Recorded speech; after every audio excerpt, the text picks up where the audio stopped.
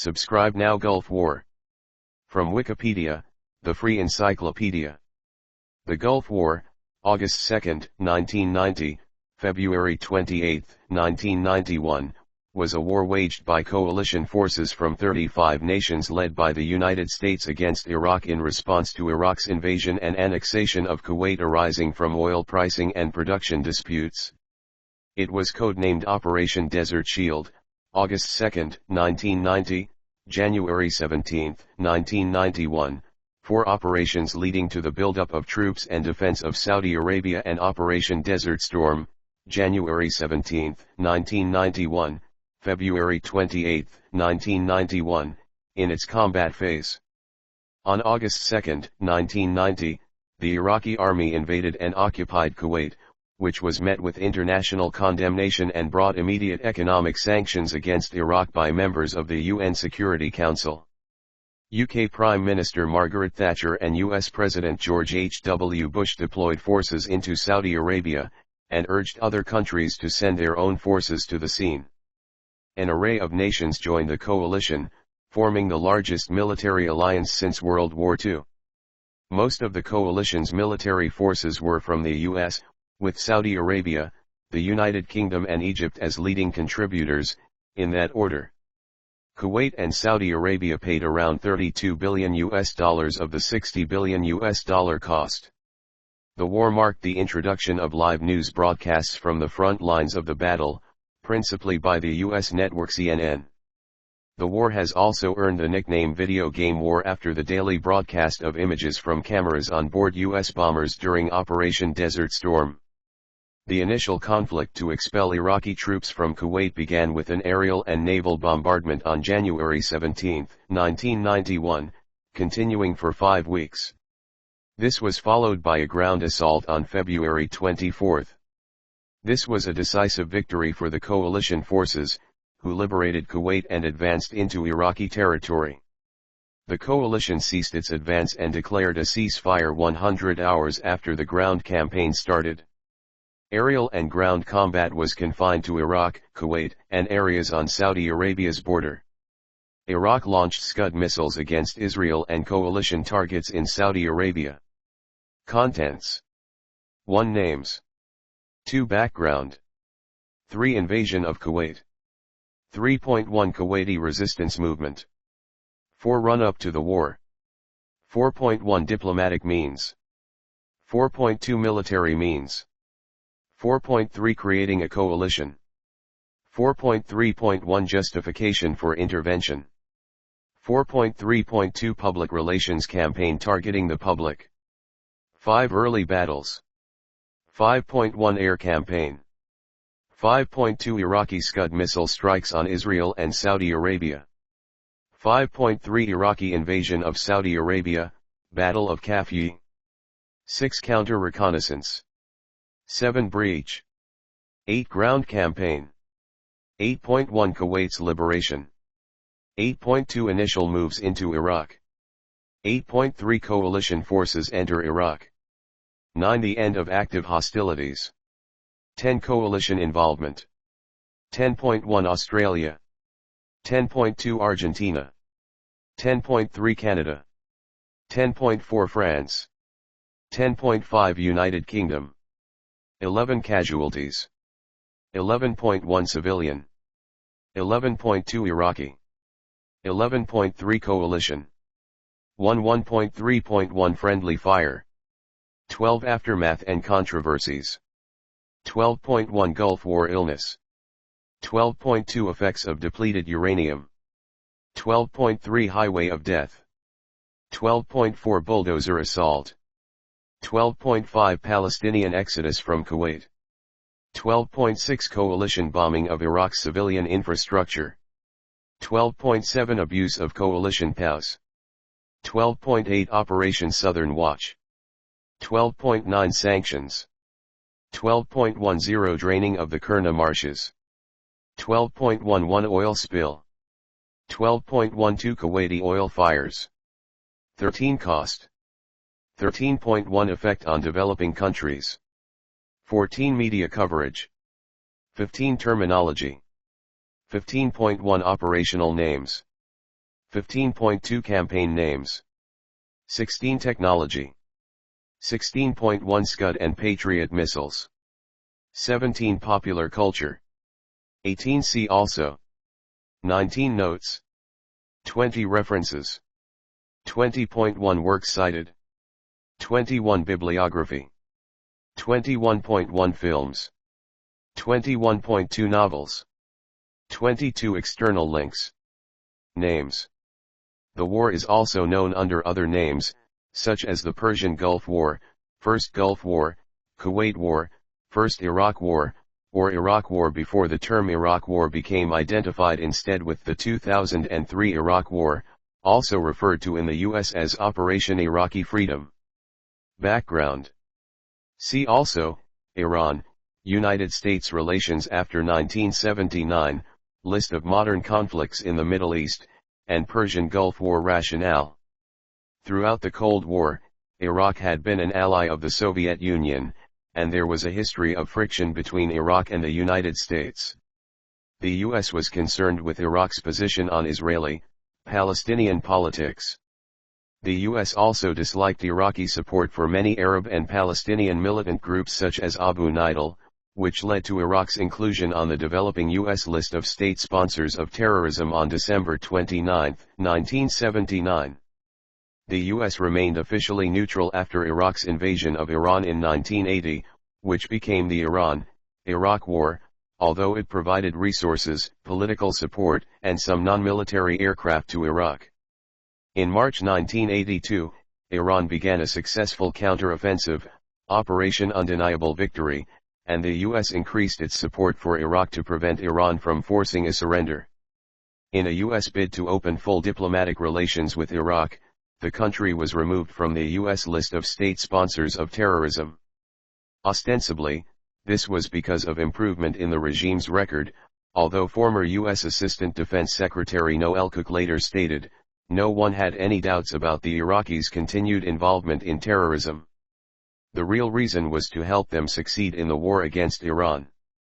With Iraq's newfound success in the war, and the Iranian rebuff of a peace offer in July, arms sales to Iraq reached a record spike in 1982. When Iraqi President Saddam Hussein expelled Abu Nidal to Syria at the US's request in November 1983, the Reagan administration sent Donald Rumsfeld to meet Saddam as a special envoy and to cultivate ties. By the time the ceasefire with Iran was signed in August 1988, Iraq was heavily debt-ridden and tensions within society were rising. Most of its debt was owed to Saudi Arabia and Kuwait. Iraq's debts to Kuwait amounted to $14 billion. Iraq pressured both nations to forgive the debts, but they refused. The Iraq-Kuwait dispute also involved Iraqi claims to Kuwaiti territory. Kuwait had been a part of the Ottoman Empire's province of Basra, something that Iraq claimed made Kuwait rightful Iraqi territory. Kuwait's ruling dynasty, the Al-Sabah family, had concluded a protectorate agreement in 1899 that assigned responsibility for Kuwait's foreign affairs to the United Kingdom. The UK drew the border between Kuwait and Iraq in 1922, making Iraq almost entirely landlocked. Kuwait rejected Iraqi attempts to secure further provisions in the region. Iraq also accused Kuwait of exceeding its OPEC quotas for oil production. In order for the cartel to maintain its desired price of $18 per barrel, discipline was required. The United Arab Emirates and Kuwait were consistently overproducing, the latter at least in part to repair losses caused by Iranian attacks in the Iran-Iraq War and to pay for the losses of an economic scandal. The result was a slump in the oil price, as low as $10 per barrel, $63 per cubic meter, with a resulting loss of $7 billion a year to Iraq, equal to its 1989 balance of payments deficit. Resulting revenues struggled to support the government's basic costs, let alone repair Iraq's damaged infrastructure. Jordan and Iraq both looked for more discipline, with little success. The Iraqi government described it as a form of economic warfare, which it claimed was aggravated by Kuwait's slant drilling across the border into Iraq's Rumaila oil field. At the same time, Saddam looked for closer ties with those Arab states that had supported Iraq in the war. This move was supported by the US, who believed that Iraqi ties with pro-Western Gulf states would help bring and maintain Iraq inside the US sphere of influence. In 1989, it appeared that Saudi-Iraqi relations, strong during the war, would be maintained. A pact of non-interference and non-aggression was signed between the countries, followed by a Kuwaiti-Iraqi deal for Iraq to supply Kuwait with water for drinking and irrigation, although a request for Kuwait to lease Iraq Qasr was rejected. Saudi-backed development projects were hampered by Iraq's large debts, even with the demobilization of 200,000 soldiers. Iraq also looked to increase arms production so as to become an exporter, although the success of these projects was also restrained by Iraq's obligations. In Iraq, resentment to OPEC's controls mounted. Iraq's relations with its Arab neighbors, particularly Egypt, were degraded by mounting violence in Iraq against expatriate groups, who were well employed during the war, by unemployed Iraqis, among them demobilized soldiers. These events drew little notice outside the Arab world because of fast-moving events directly related to the fall of communism in Eastern Europe. However, the US did begin to condemn Iraq's human rights record, including the well-known use of torture. The UK also condemned the execution of Farzad Bazoft, a journalist working for the British newspaper The Observer. Following Saddam's declaration that binary chemical weapons would be used on Israel if it used military force against Iraq, Washington halted part of its funding.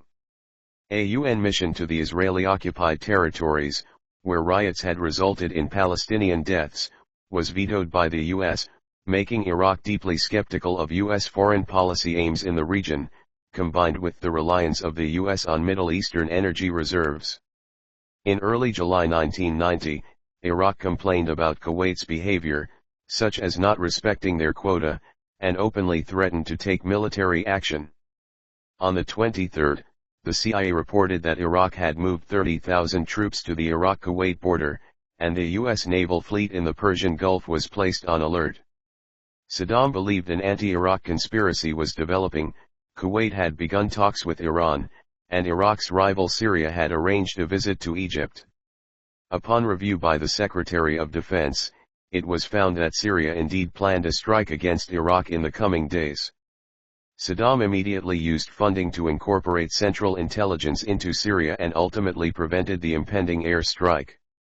On July 15, 1990, Saddam's government laid out its combined objections to the Arab League, including that policy moves were costing Iraq $1 billion a year, that Kuwait was still using the Rumaila oil field, that loans made by the UAE and Kuwait could not be considered debts to its Arab brothers.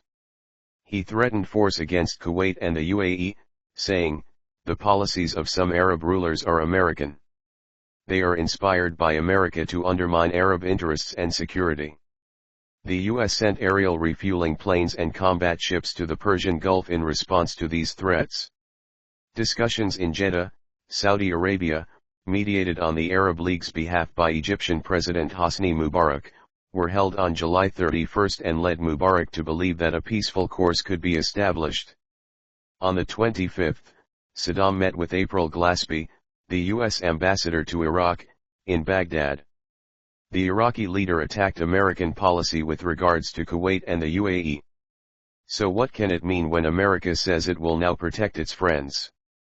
It can only mean prejudice against Iraq. This stance plus maneuvers and statements which have been made has encouraged the UAE and Kuwait to disregard Iraqi rights. If you use pressure, we will deploy pressure and force. We know that you can harm us although we do not threaten you. But we too can harm you. Everyone can cause harm according to their ability and their size. We cannot come all the way to you in the United States, but individual Arabs may reach you. We do not place America among the enemies. We place it where we want our friends to be and we try to be friends. But repeated American statements last year made it apparent that America did not regard us as friends. Glaspie replied, "I know you need funds. We understand that and our opinion is that you should have the opportunity to rebuild your country. But we have no opinion on the Arab-Arab conflicts, like your border disagreement with Kuwait. Frankly, we can only see that you have deployed massive troops in the south.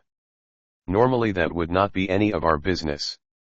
But when this happens in the context of what you said on your National Day, then when we read the details in the 2 letters of the foreign minister, then when we see the Iraqi point of view that the measures taken by the UAE and Kuwait is, in the final analysis, parallel to military aggression against Iraq, then it would be reasonable for me to be concerned. Saddam stated that he would attempt last-ditch negotiations with the Kuwaitis, but Iraq would not accept death.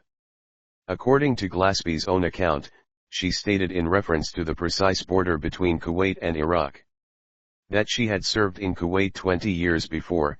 Then, as now, we took no position on these Arab affairs. Glaspie similarly believed that war was not imminent. Invasion of Kuwait. Main articles: Invasion of Kuwait and Timeline of Gulf War. The result of the Jeddah talks was an Iraqi demand for $10 billion to cover the lost revenues from Rumaila. Kuwait offered $500 million. The Iraqi response was to immediately order an invasion, which started on August 2, 1990 with the bombing of Kuwait's capital, Kuwait City. Before the invasion, the Kuwaiti military was believed to have numbered 16,000 men, arranged into 3 armored, 1 mechanized infantry and 1 under-strength artillery brigade. The pre-war strength of the Kuwait Air Force was around 2,200 Kuwaiti personnel, with 80 fixed-wing aircraft and 40 helicopters. In spite of Iraqi saber-rattling, Kuwait did not mobilize its force. The army had been stood down on July 19, and during the Iraqi invasion many Kuwaiti military personnel were on leave. By 1988, at the end of the Iran-Iraq War, the Iraqi army was the world's 4th largest army, consisting of 955,000 standing soldiers and 650,000 paramilitary forces in the Popular Army. According to John Childs and Andrei Corvisier, a low estimate shows the Iraqi army capable of fielding 4,500 tanks, 484 combat aircraft and 232 combat helicopters. According to Michael Knights, a high estimate shows the Iraqi army capable of fielding 1 million men and 850,000 reservists, 5,500 tanks, 3,000 artillery pieces, 700 combat aircraft and helicopters. It held 53 divisions, 20 special forces brigades, and several regional militias, and had a strong air defense. Iraqi commandos infiltrated the Kuwaiti border first to prepare for the major units, which began the attack at midnight. The Iraqi attack had 2 prongs, with the primary attack force driving south straight for Kuwait City down the main highway, and a supporting attack force entering Kuwait farther west, but then turning and driving east, cutting off Kuwait City from the country's southern half. The commander of a Kuwaiti armored battalion, 35th Armored Brigade, deployed them against the Iraqi attack and conducted a robust defense at the Battle of the Bridges near Al-Yara, west of Kuwait City. Kuwaiti aircraft scrambled to meet the invading force, but approximately 20% were lost or captured. A few combat sorties were flown against Iraqi ground forces. The main Iraqi thrust into Kuwait City was conducted by commandos deployed by helicopters and boats to attack the city from the sea, while other divisions seized the airports and 2 air bases. The Iraqis attacked the Dasman Palace, the royal residence of Kuwait's Emir, Jaber al-Ahmad al-Jaber al-Sabah, which was defended by the Emiri Guard supported with M84 tanks. In the process, the Iraqis killed Fahd al-Ahmad al-Jaber al-Sabah, the emir's youngest brother. Within 12 hours, most resistance had ended within Kuwait, and the royal family had fled, allowing Iraq to control most of Kuwait. After 2 days of intense combat, most of the Kuwaiti military were either overrun by the Iraqi Republican Guard, or had escaped to Saudi Arabia. The emir and key ministers fled south along the highway for refuge in Saudi Arabia. Iraqi ground forces consolidated their control of Kuwait City, then headed south and redeployed along the Saudi border. After the decisive Iraqi victory, Saddam initially installed a puppet regime known as the Provisional Government of Free Kuwait before installing his cousin Ali Hassan al-Majid as Kuwait's governor on August 8. After the invasion, The Iraqi military looted over $1 billion in banknotes from Kuwait's central bank. At the same time, Saddam Hussein made the Kuwaiti dinar equal to the Iraqi dinar, thereby lowering the Kuwaiti currency to 1/12 of its original value. In response, Sheikh Jaber al-Ahmad al-Sabah ruled the banknotes as invalid and refused to reimburse stolen notes, which became worthless because of a UN embargo. After the conflict ended, many of the stolen banknotes made their way back into circulation. Today, the stolen banknotes are a collectible for numismatists. Kuwaiti Resistance Movement. Kuwaitis founded a local armed resistance movement following the Iraqi occupation of Kuwait. The Kuwaiti resistance's casualty rate far exceeded that of the coalition military forces and Western hostages. The resistance predominantly consisted of ordinary citizens who lacked any form of training and supervision. Run up to the war. Diplomatic means. A key element of U.S. political, military and energy economic planning occurred in early 1984. The Iran-Iraq War had been going on for 5 years by that time, and both sides sustained significant casualties, reaching into the hundreds of thousands. Within President Ronald Reagan's National Security Council, concern was growing that the war could spread beyond the boundaries of the two belligerents. A National Security Planning Group meeting was formed, chaired by then Vice President George Bush, to review U.S. options.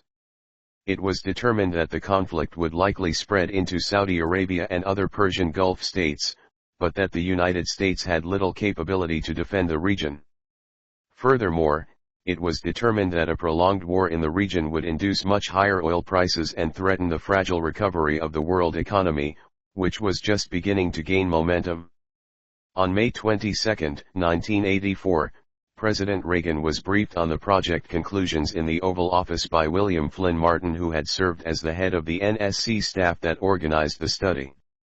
The full declassified presentation can be seen here. The conclusions were threefold. First, oil stocks needed to be increased among members of the International Energy Agency and, if necessary, released early if the oil market was disrupted.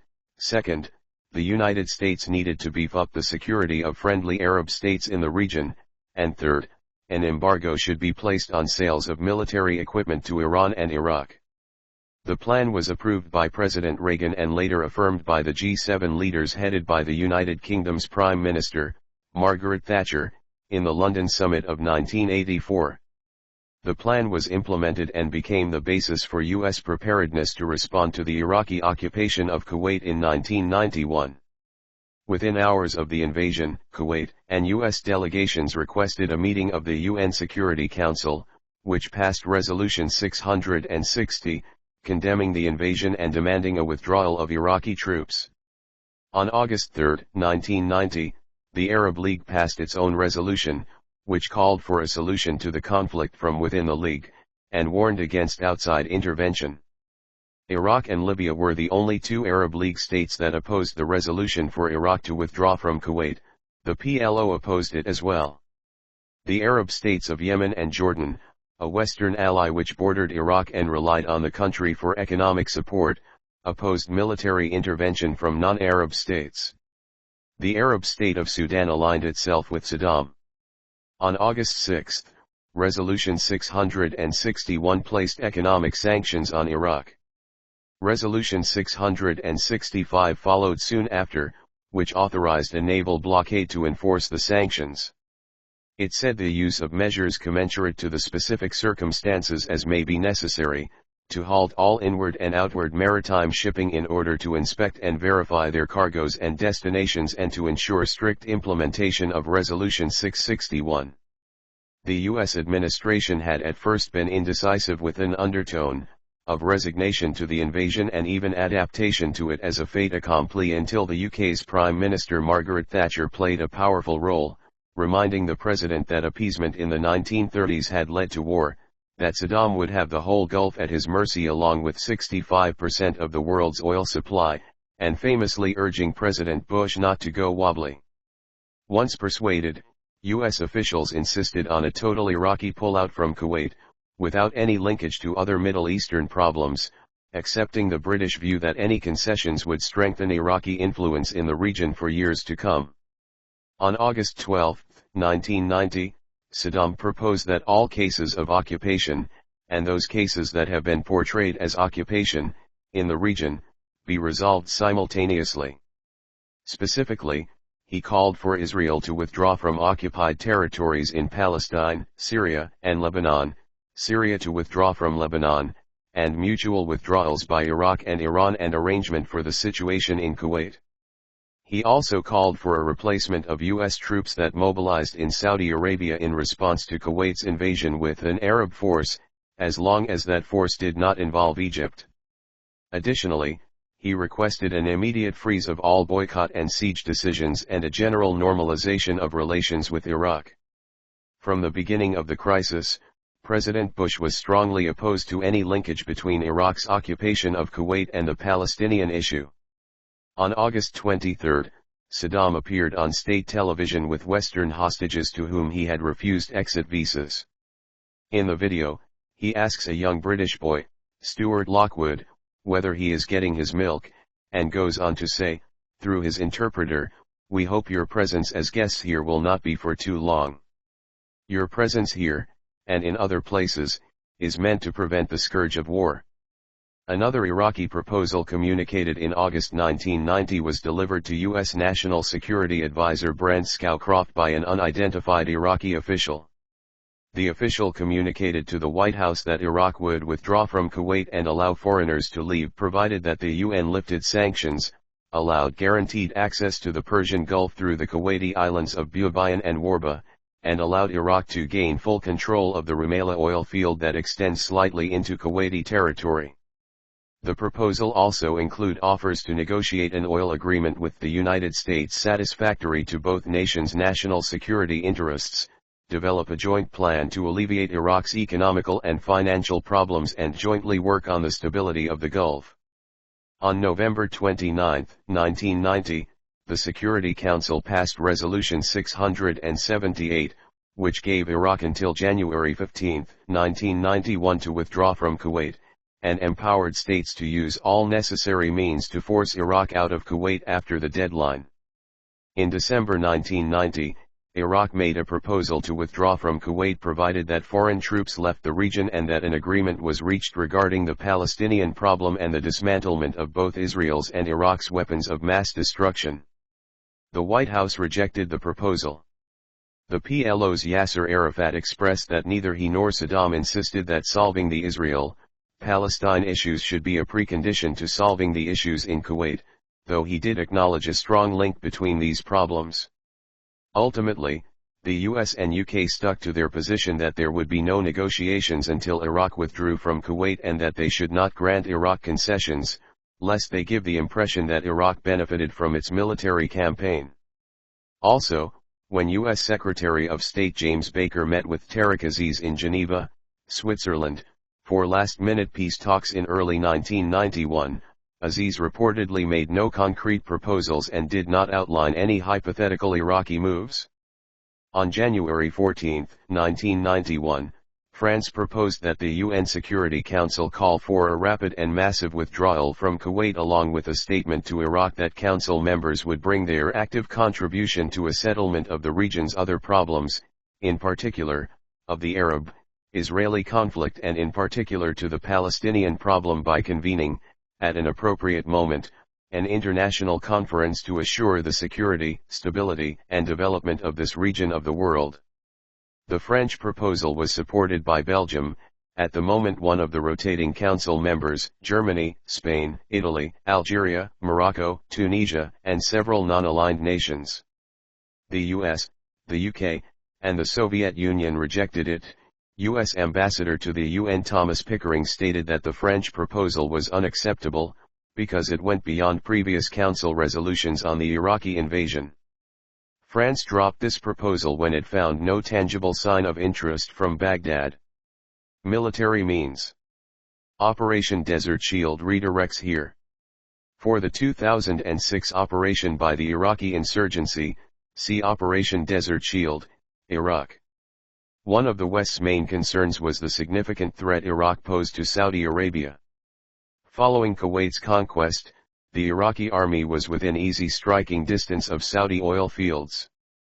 Control of these fields, along with Kuwaiti and Iraqi reserves, would have given Saddam control over the majority of the world's oil reserves.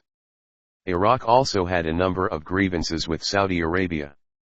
The Saudis had lent Iraq some $26 billion during its war with Iran. The Saudis had backed Iraq in that war, as they feared the influence of Shia Iran's Islamic Revolution on its own Shia minority.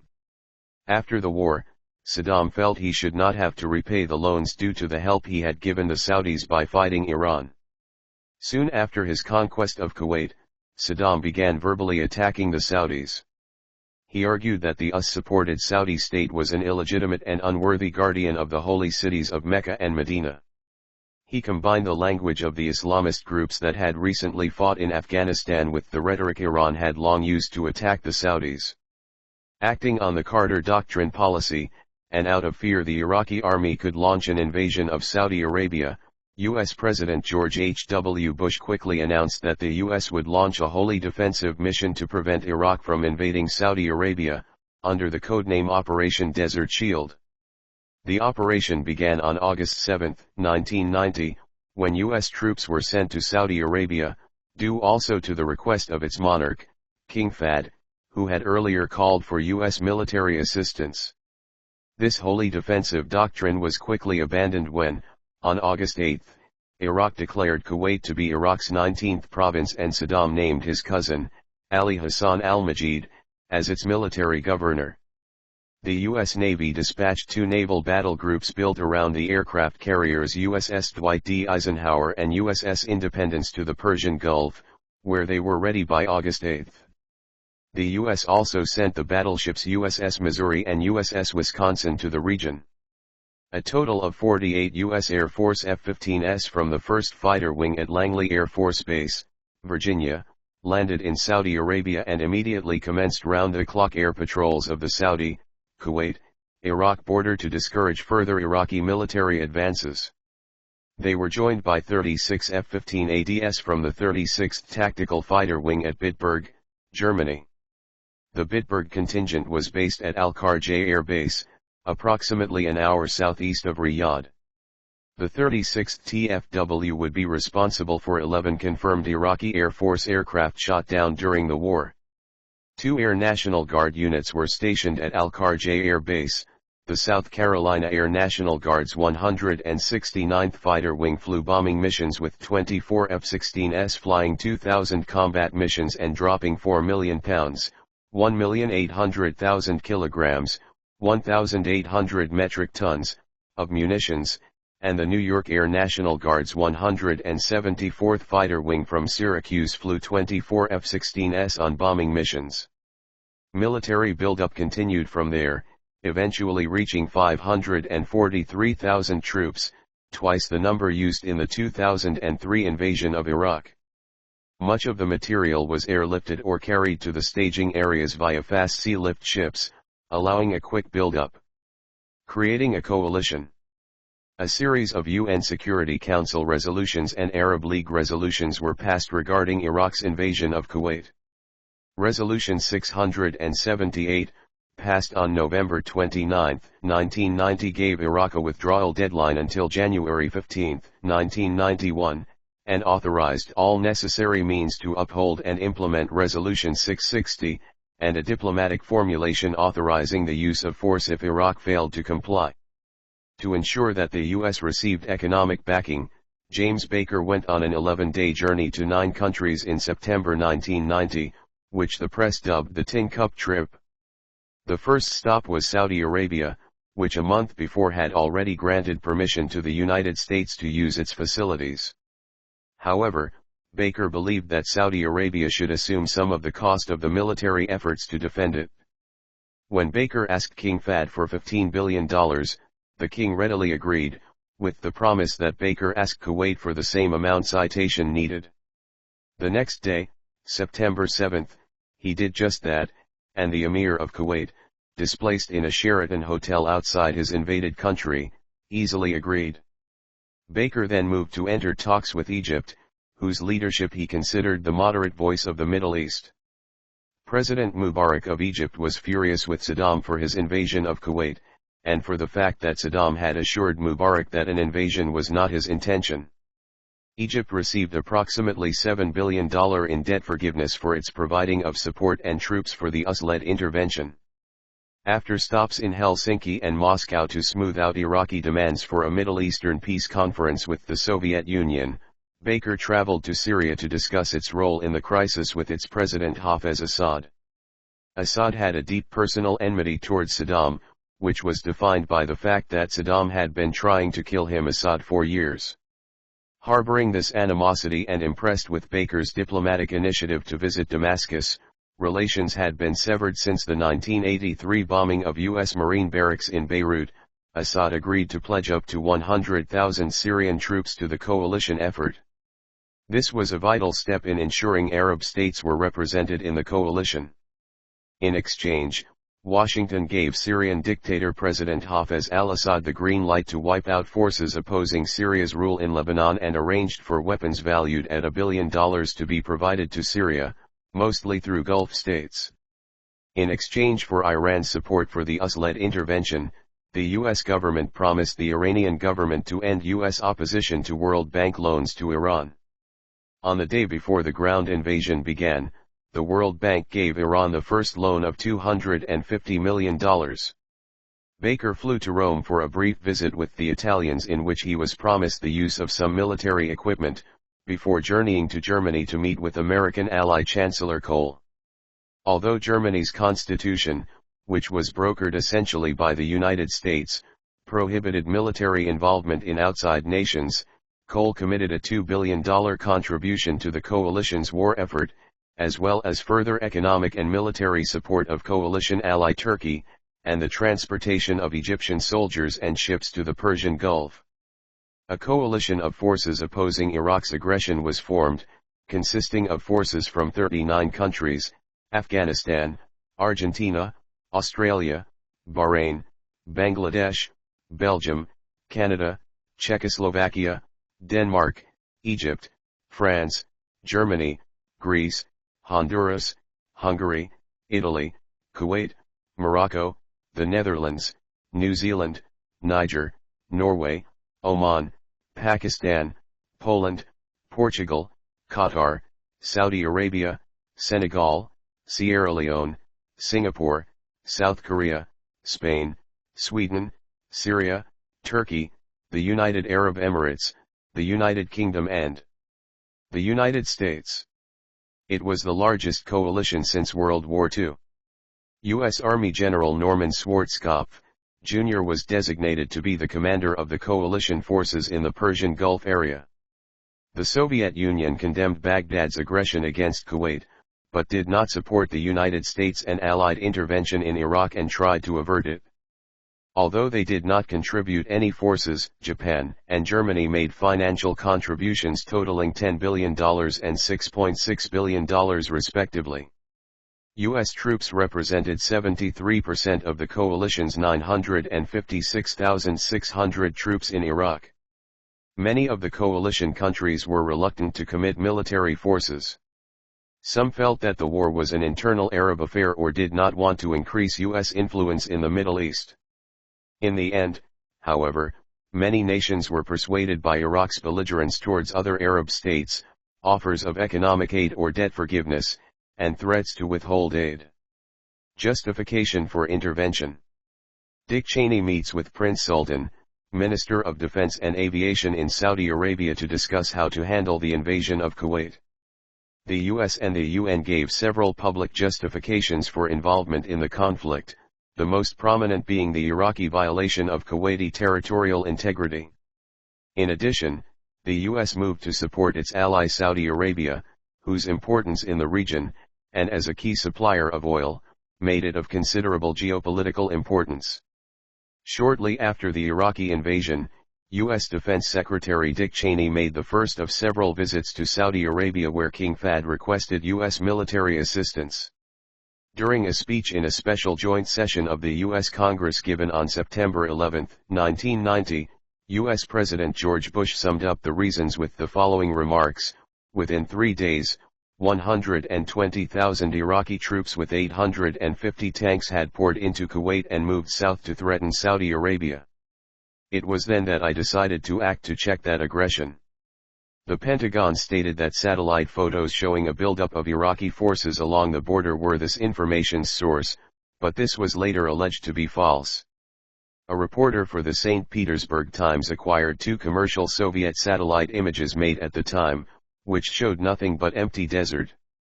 Other justifications for foreign involvement included Iraq's history of human rights abuses under Saddam.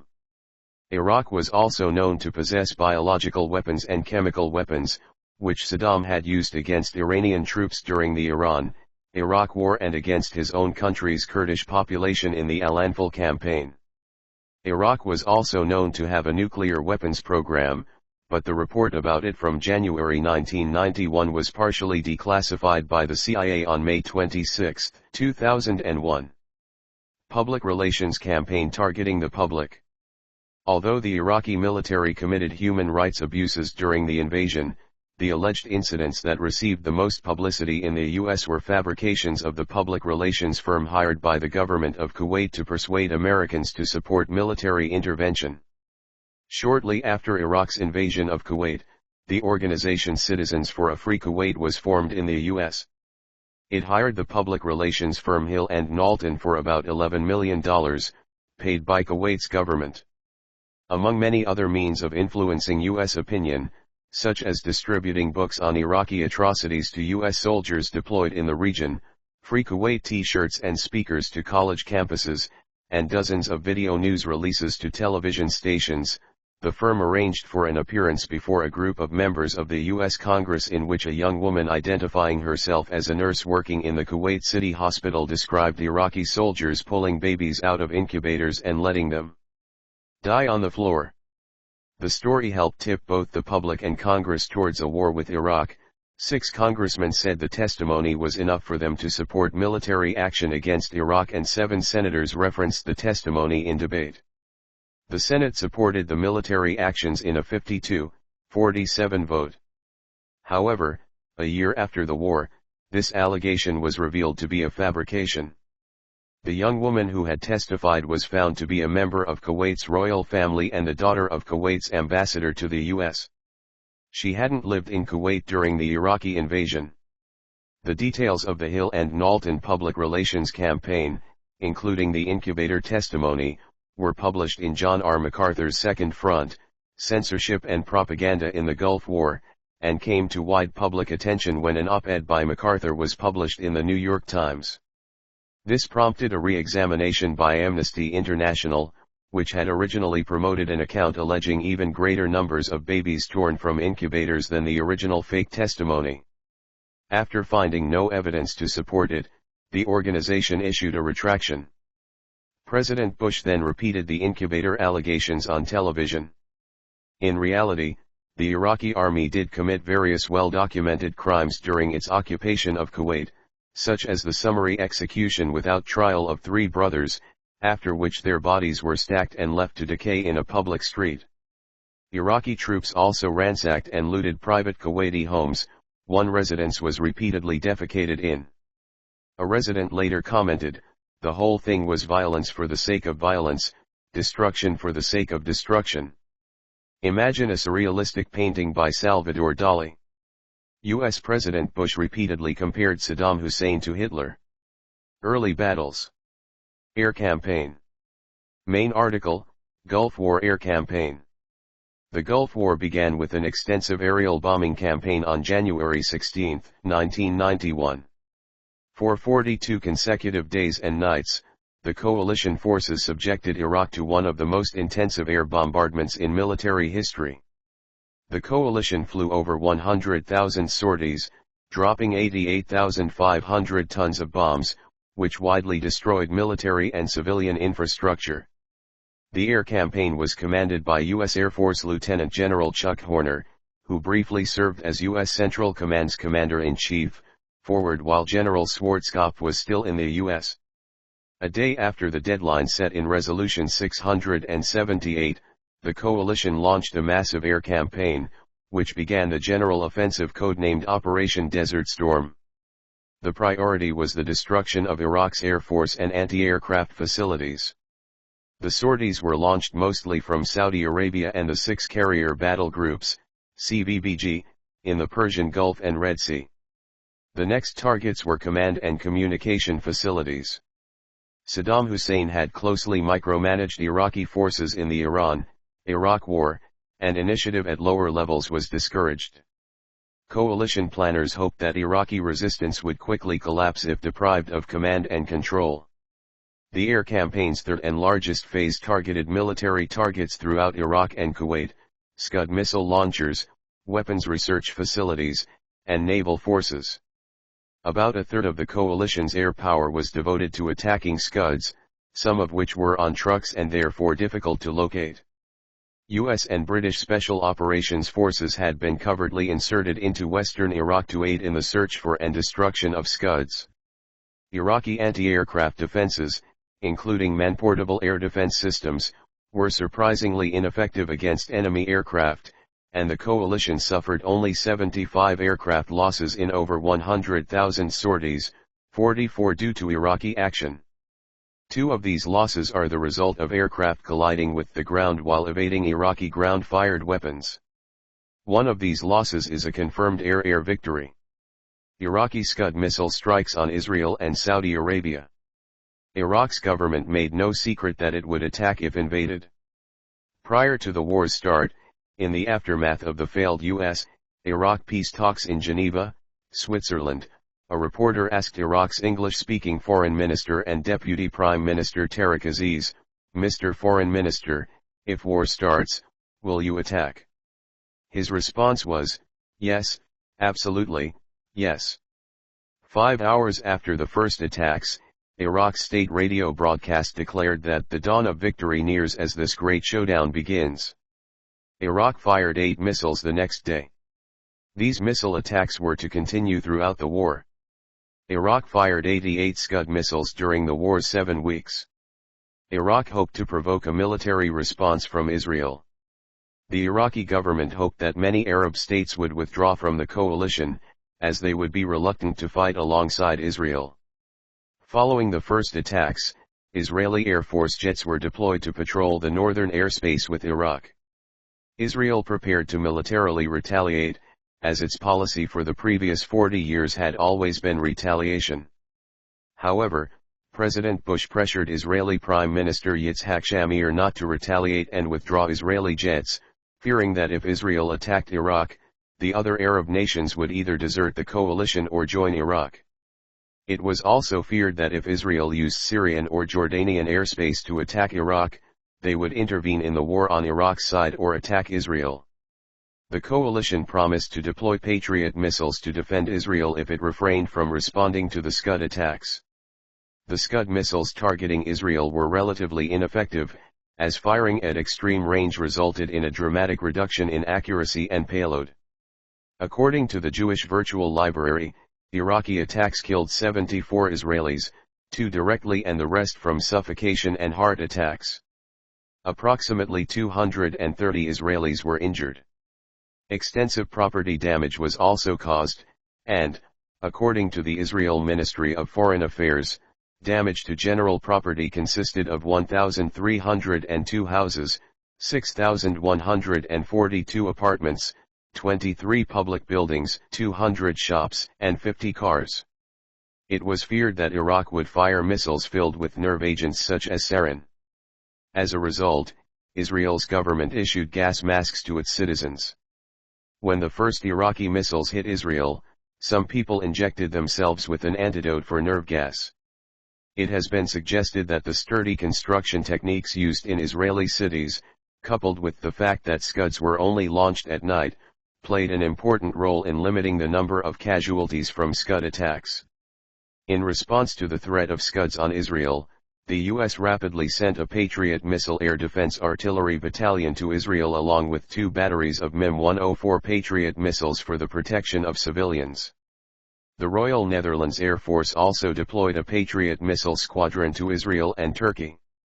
The Dutch Defense Ministry later stated that the military use of the Patriot missile system was largely ineffective, but its psychological value for the affected populations was high.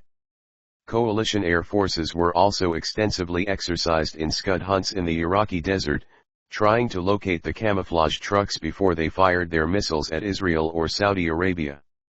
On the ground, Special Operations Forces also infiltrated Iraq, tasked with locating and destroying scuds, including the ill-fated Bravo 20 patrol of the SAS. Once special operations were combined with air patrols, the number of attacks fell sharply, then increased slightly as Iraqi forces adjusted to coalition tactics.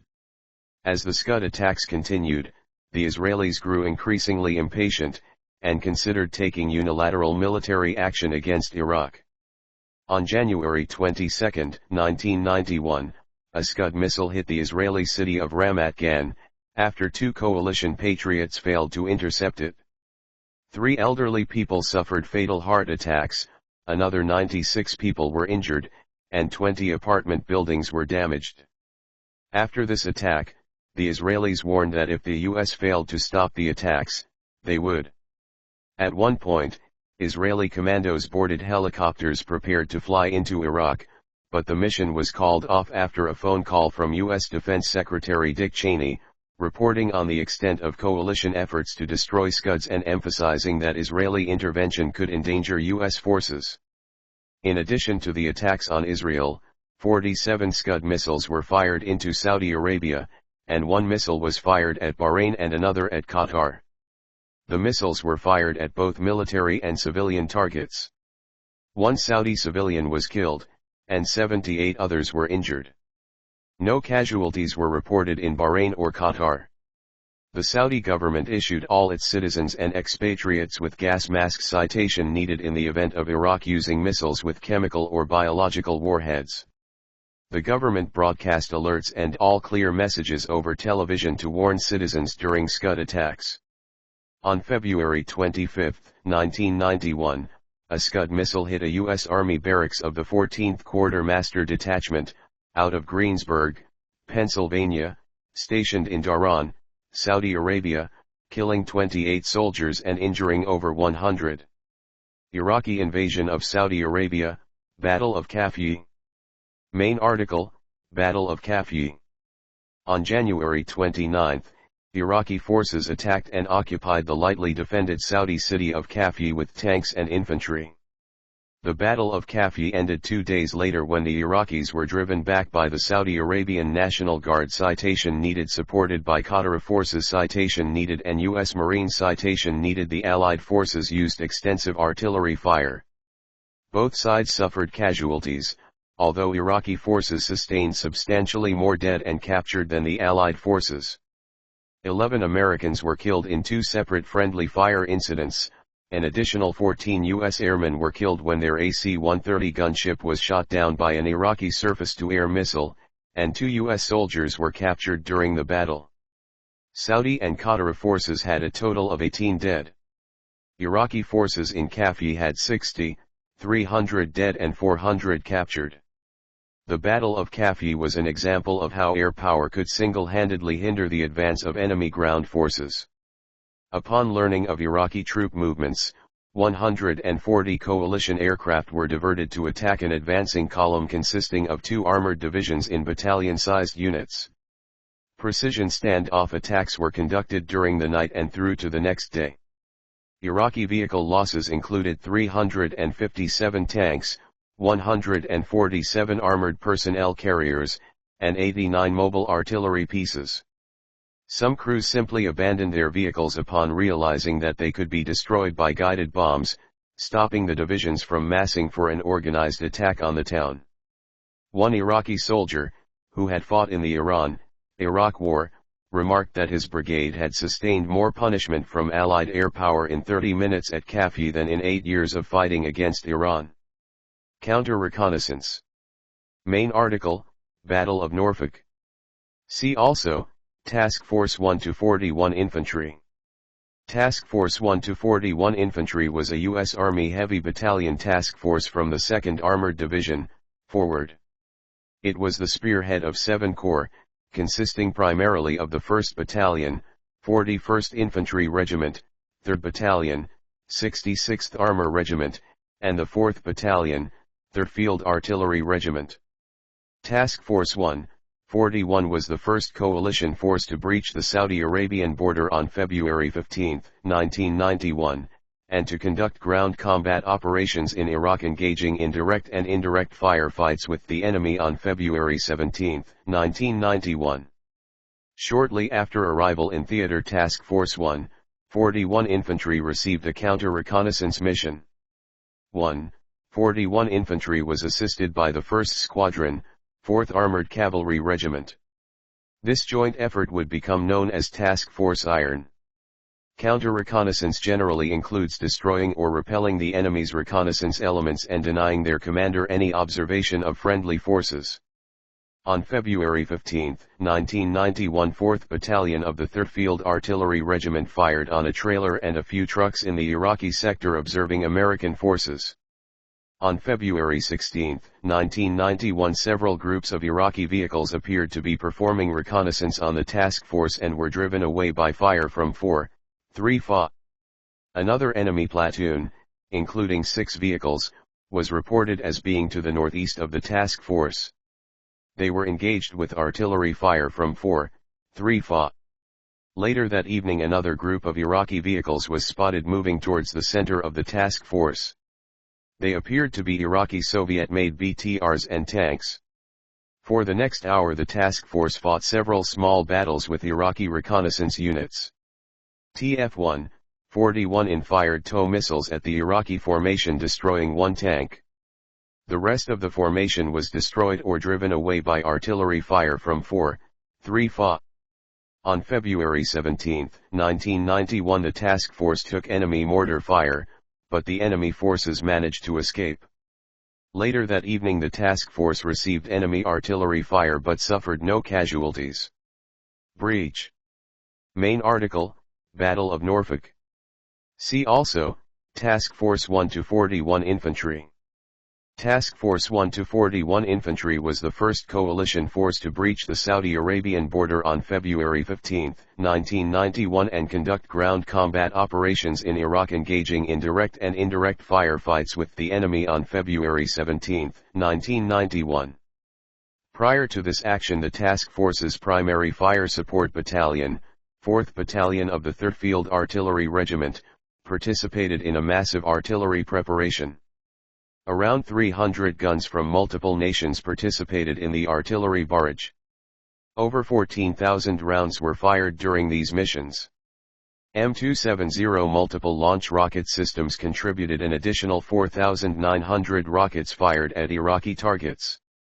Iraq lost close to 22 artillery battalions during the initial stages of this barrage, including the destruction of approximately 396 Iraqi artillery pieces. By the end of these raids, Iraqi artillery assets had all but ceased to exist. One Iraqi unit that was totally destroyed during the preparation was the Iraqi 48th Infantry Division Artillery Group.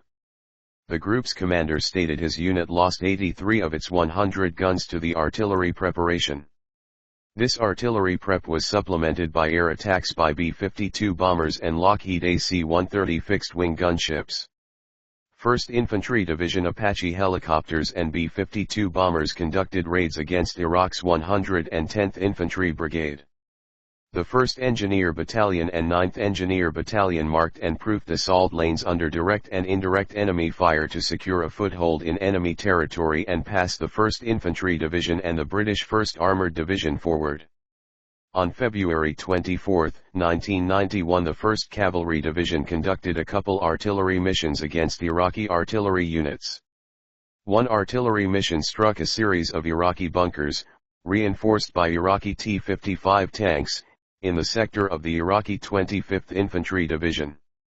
The same day, the 2nd Brigade, 1st Cavalry Division with the 1st Battalion, 5th Cavalry, 1st Battalion, 32nd Armor, and the 1st Battalion, 8th Cavalry destroyed Iraqi bunkers and combat vehicles in the sector of the Iraqi 25th Infantry Division.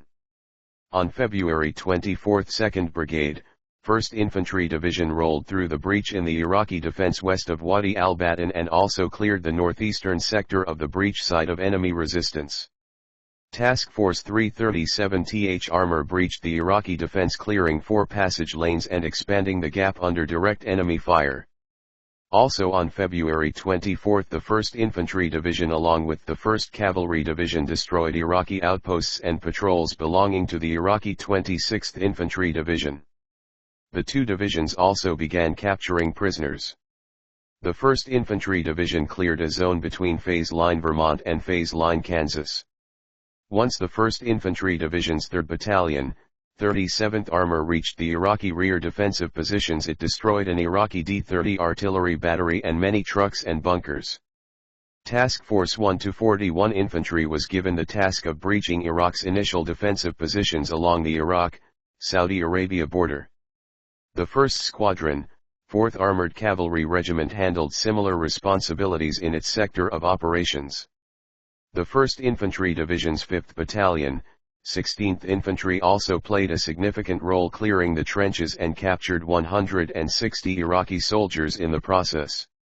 Once into Iraqi territory, Task Force 1-41 Infantry encountered multiple Iraqi defensive positions and bunkers.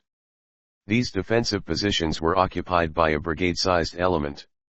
Task Force 1-41 Infantry elements dismounted and prepared to engage the enemy soldiers who occupied these well-prepared and heavily fortified bunkers. The task force found itself engaged in 6 hours of combat in order to clear the extensive bunker complex. The Iraqis engaged the task force with small arms fire, RPGs, mortar fire, and what was left of Iraqi artillery assets.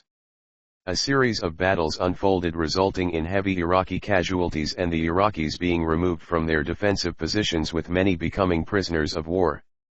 Some escaped to be killed or captured by other coalition forces.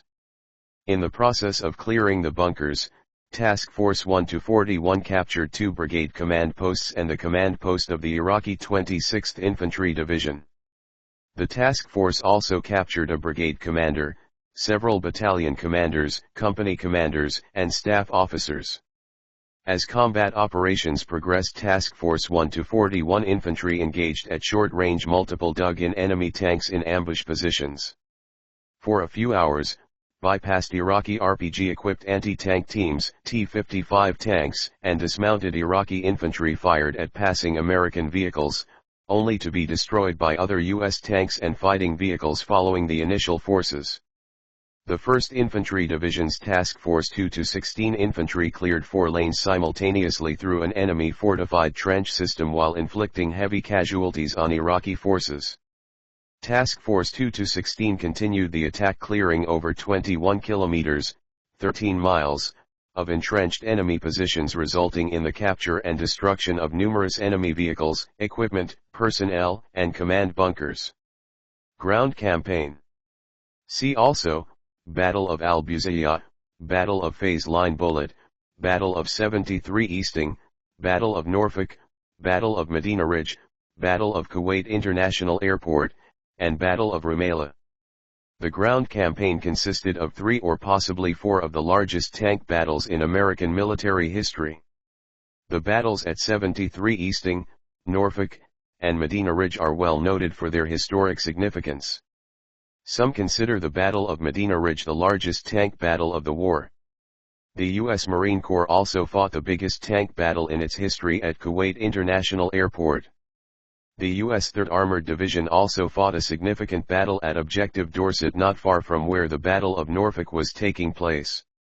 The U.S. 3rd Armored Division destroyed approximately 300 enemy combat vehicles during this particular encounter with Iraqi forces.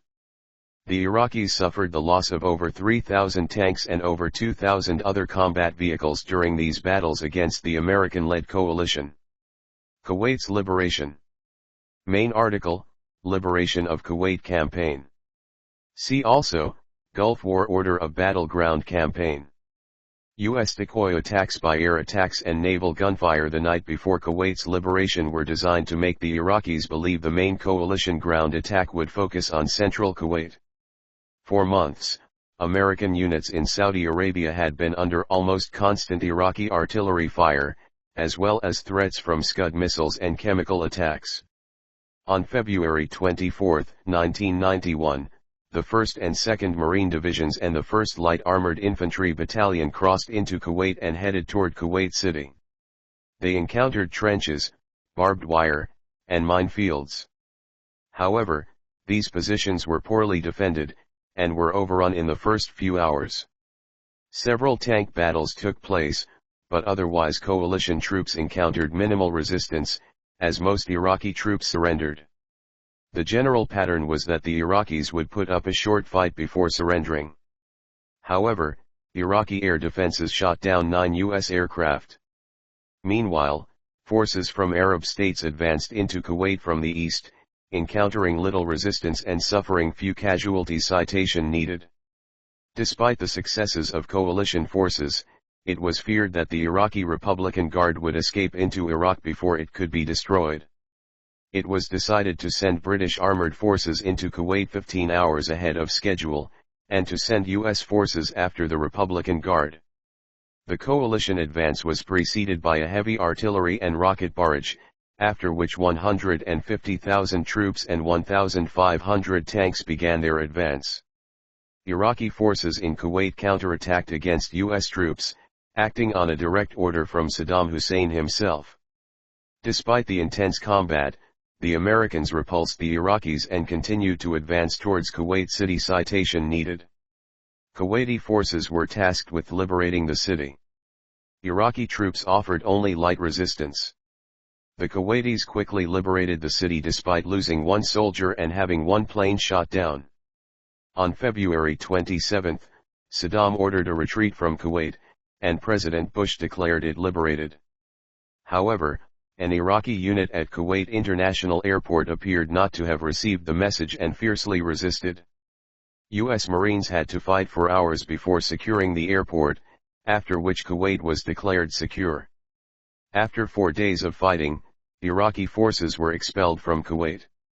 As part of a scorched earth policy, they set fire to nearly 700 oil wells and placed landmines around the wells to make extinguishing the fires more difficult. Citation needed. Initial moves into Iraq. The war's ground phase was officially designated Operation Desert Sabre. The first units to move into Iraq were 3 patrols of the British Special Air Services B Squadron, call signs Bravo 10, Bravo 20, and Bravo 30, in late January. These 8-man patrols landed behind Iraqi lines to gather intelligence on the movements of Scud mobile missile launchers, which could not be detected from the air, as they were hidden under bridges and camouflage netting during the day. Other objectives included the destruction of the launchers and their fiber optic communications arrays that lay in pipelines and relayed coordinates to the teleoperators launching attacks against Israel. The operations were designed to prevent any possible Israeli intervention.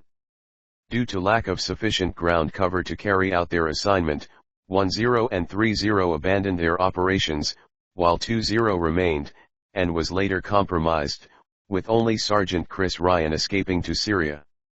Elements of the 2nd Brigade, 1st Battalion 5th Cavalry of the 1st Cavalry Division of the U.S. Army performed a direct attack into Iraq on February 15, 1991, followed by one in force on February 20 that led directly through 7 Iraqi divisions which were caught off guard. Citation needed. On January 17, 1991, the 101st Airborne Division Aviation Regiment fired the first shots of the war when 8 Ah-64 helicopters successfully destroyed 2 Iraqi early warning radar sites.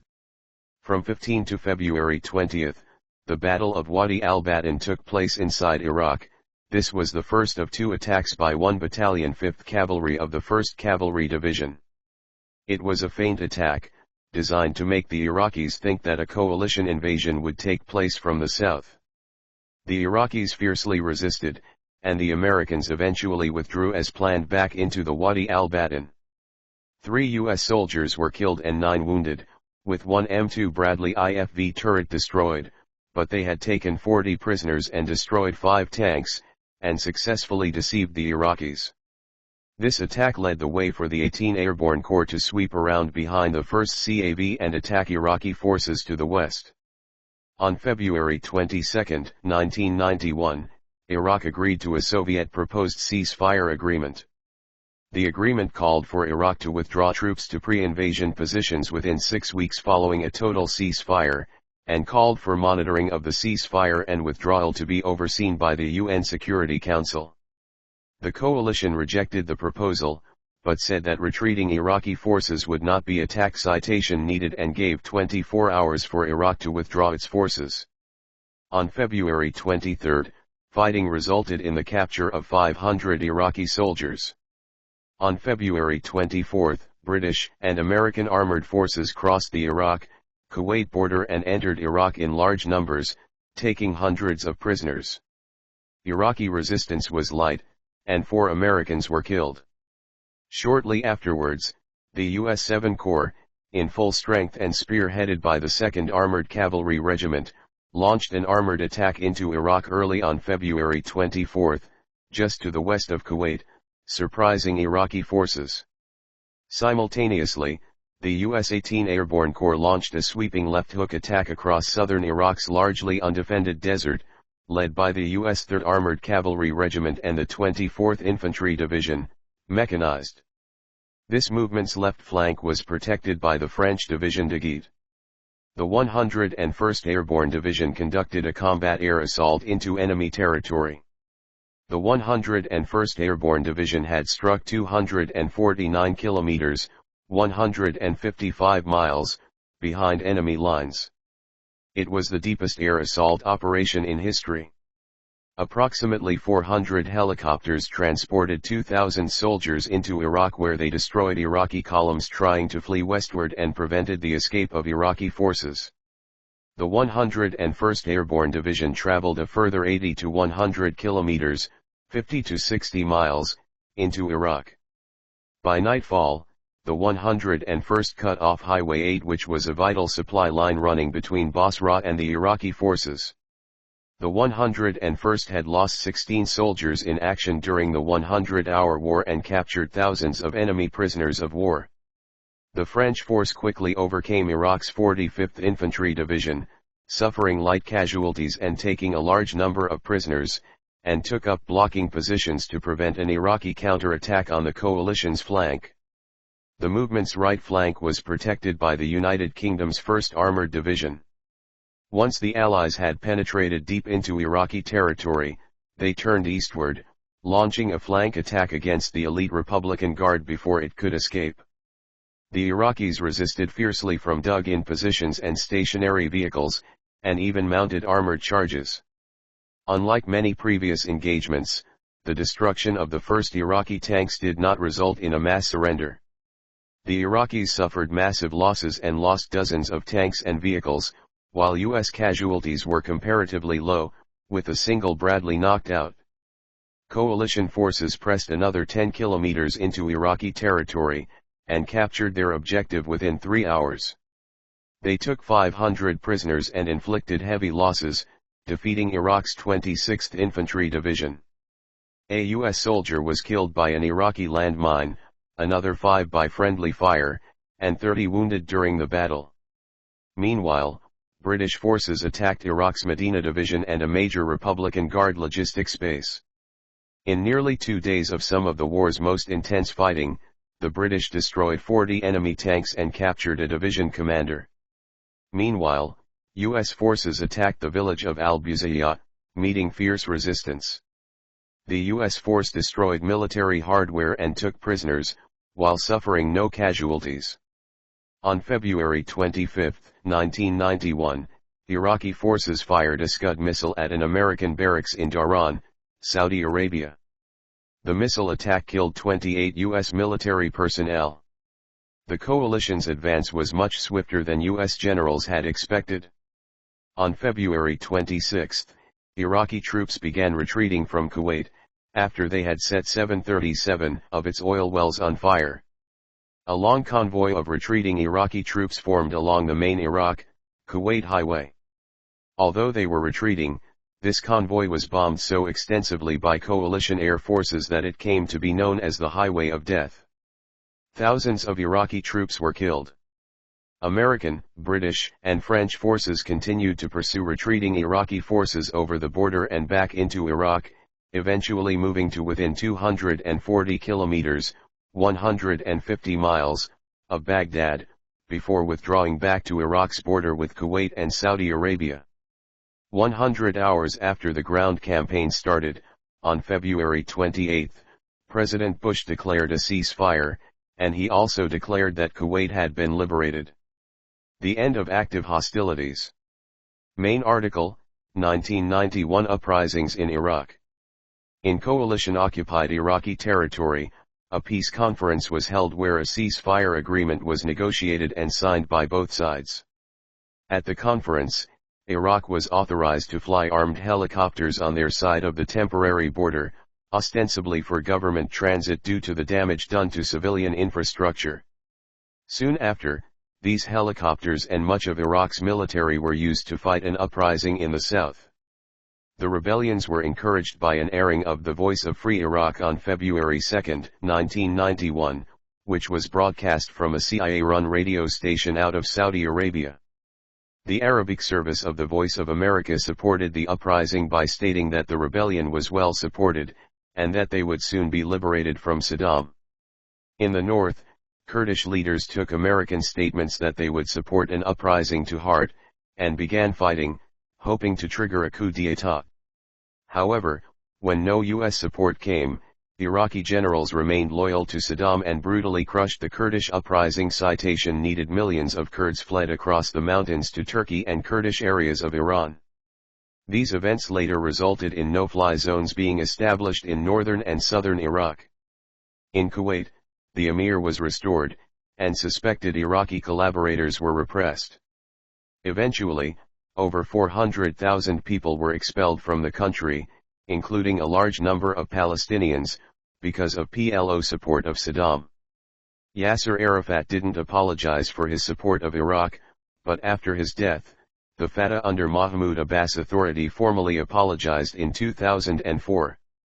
There was some criticism of the Bush administration, as they chose to allow Saddam to remain in power instead of pushing on to capture Baghdad and overthrowing his government. In their co-written 1998 book, A World Transformed, Bush and Brent Scowcroft argued that such a course would have fractured the alliance, and would have had many unnecessary political and human costs associated with it.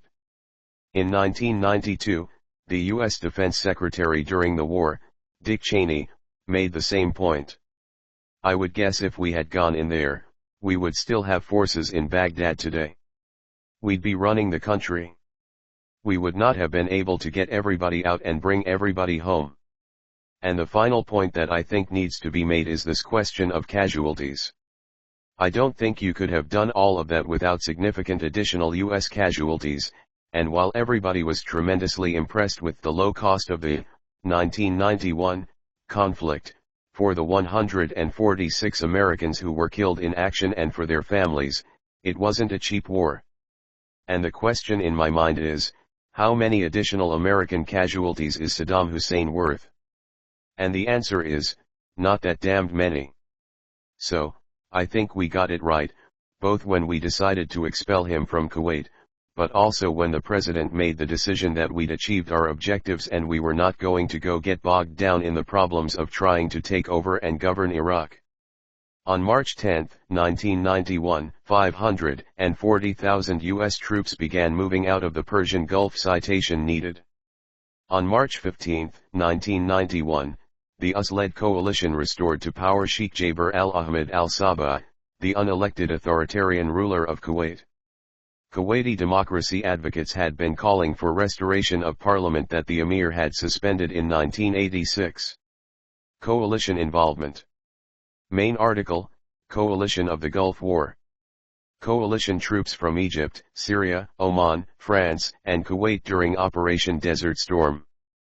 Coalition members included Argentina, Australia, Bahrain, Bangladesh, Belgium, Canada, Czechoslovakia, Denmark, Egypt, France, Greece, Honduras, Hungary, Italy, Kuwait, Malaysia, Morocco, Netherlands, New Zealand, Niger, Norway, Oman, Pakistan, Philippines, Poland, Portugal, Qatar, Romania, Saudi Arabia, Senegal, South Korea, Spain, Sweden, Syria, Turkey, United Arab Emirates, United Kingdom of Great Britain and Northern Ireland, and the United States of America. Germany and Japan provided financial assistance and donated military hardware, although they did not send direct military assistance. This later became known as checkbook diplomacy. Australia. Main article, Australian contribution to the 1991 Gulf War. Australia contributed a naval task group, which formed part of the multinational fleet in the Persian Gulf and Gulf of Oman, under Operation Damask. In addition, medical teams were deployed aboard a U.S. hospital ship, and a naval clearance diving team took part in demining Kuwait's port facilities following the end of combat operations. Australian forces experienced a number of incidents in the first number of weeks of the Desert Storm campaign, including the detection of significant air threats from Iraq as a part of the outer perimeter of Battle Force Zulu, the detection of free-sea floating mines and assistance to the aircraft carrier USS Midway. The Australian task force was also placed at great risk with regard to the sea mine threat, with HMAS Brisbane narrowly avoiding a mine. The Australians played a significant role in enforcing the sanctions put in place against Iraq following Kuwait's invasion. Following the war's end, Australia deployed a medical unit on Operation Habitat to northern Iraq as part of Operation Provide Comfort. Argentina. Argentine Navy Alouette 3 helicopter on board USNS Comfort, February 1991. Argentina was the only Latin American country to participate in the 1991 Gulf War, sending a destroyer, Aira Almirante Brown, D-10, a corvette, Aira Spiro, P-43, later replaced by another corvette, Aira Rosales, P-42, and a supply ship, Aira Bahia San Blas, B-4, to participate on the United Nations blockade and sea control effort of the Persian Gulf. The success of Operation Alfil, English, Operation Bishop, as it was known, with more than 700 interceptions and 25,000 nautical miles, 46,000 kilometers, sailed in the theater of operations, helped to overcome the so-called Malvinas syndrome. Argentina was later classified by the U.S. as a major non-NATO ally due to her contributions during the war. Canada. See also, Operation Friction. Canada was one of the first countries to condemn Iraq's invasion of Kuwait, and it quickly agreed to join the US-led coalition. In August 1990, Prime Minister Brian Mulroney committed the Canadian forces to deploy a naval task group. The destroyers HMCS Terra Nova and HMCS Athabascan joined the Maritime Interdiction Force supported by the supply ship HMCS Protector in Operation Friction. The Canadian task group led the coalition's maritime logistics forces in the Persian Gulf. A fourth ship, HMCS Huron, arrived in theater after hostilities had ceased and was the first Allied ship to visit Kuwait. Following the unauthorized use of force against Iraq, the Canadian forces deployed a CF-18 Hornet and CH-124 Sea King squadron with support personnel, as well as a field hospital to deal with casualties from the ground war. When the air war began, the CF-18s were integrated into the coalition force and were tasked with providing air cover and attacking ground targets. This was the first time since the Korean War that Canada's military had participated in offensive combat operations. The only CF-18 Hornet to record an official victory during the conflict was an aircraft involved in the beginning of the Battle of Bubayan against the Iraqi Navy. The Canadian commander in the Middle East was Commodore Kenneth J. Summers. France. The second largest European contingent was from France, which committed 18,000 troops. Operating on the left flank of the US 18 Airborne Corps, the French Army Force was the Division de Guet, including troops from the French Foreign Legion. Initially, the French operated independently under national command and control, but coordinated closely with the Americans, via CENTCOM, and Saudis. In January, the division was placed under the tactical control of the 18 Airborne Corps. France also deployed several combat aircraft and naval units. The French called their contribution Operation de Guet. United Kingdom. Main article, Battle of Norfolk. The United Kingdom committed the largest contingent of any European state that participated in the war's combat operations. Operation Granby was the code name for the operations in the Persian Gulf. British Army regiments, mainly with the 1st Armoured Division, Royal Air Force, Naval Air Squadrons and Royal Navy vessels were mobilized in the Persian Gulf. Both Royal Air Force and Naval Air Squadrons, using various aircraft, operated from air bases in Saudi Arabia and naval air squadrons from various vessels in the Persian Gulf. The United Kingdom played a major role in the Battle of Norfolk, where its forces destroyed over 200 Iraqi tanks and a large quantity of other vehicles. After 48 hours of combat, the British 1st Armoured Division destroyed or isolated 4 Iraqi infantry divisions, the 26th, 48th, 31st, and 25th, and overran the Iraqi 52nd Armored Division in several sharp engagements. Chief Royal Navy vessels deployed to the Persian Gulf included Broadsword-class frigates, and Sheffield-class destroyers. Other RN and RFA ships were also deployed. The light aircraft carrier HMS Ark Royal was deployed to the Mediterranean Sea. Several SAS squadrons were deployed.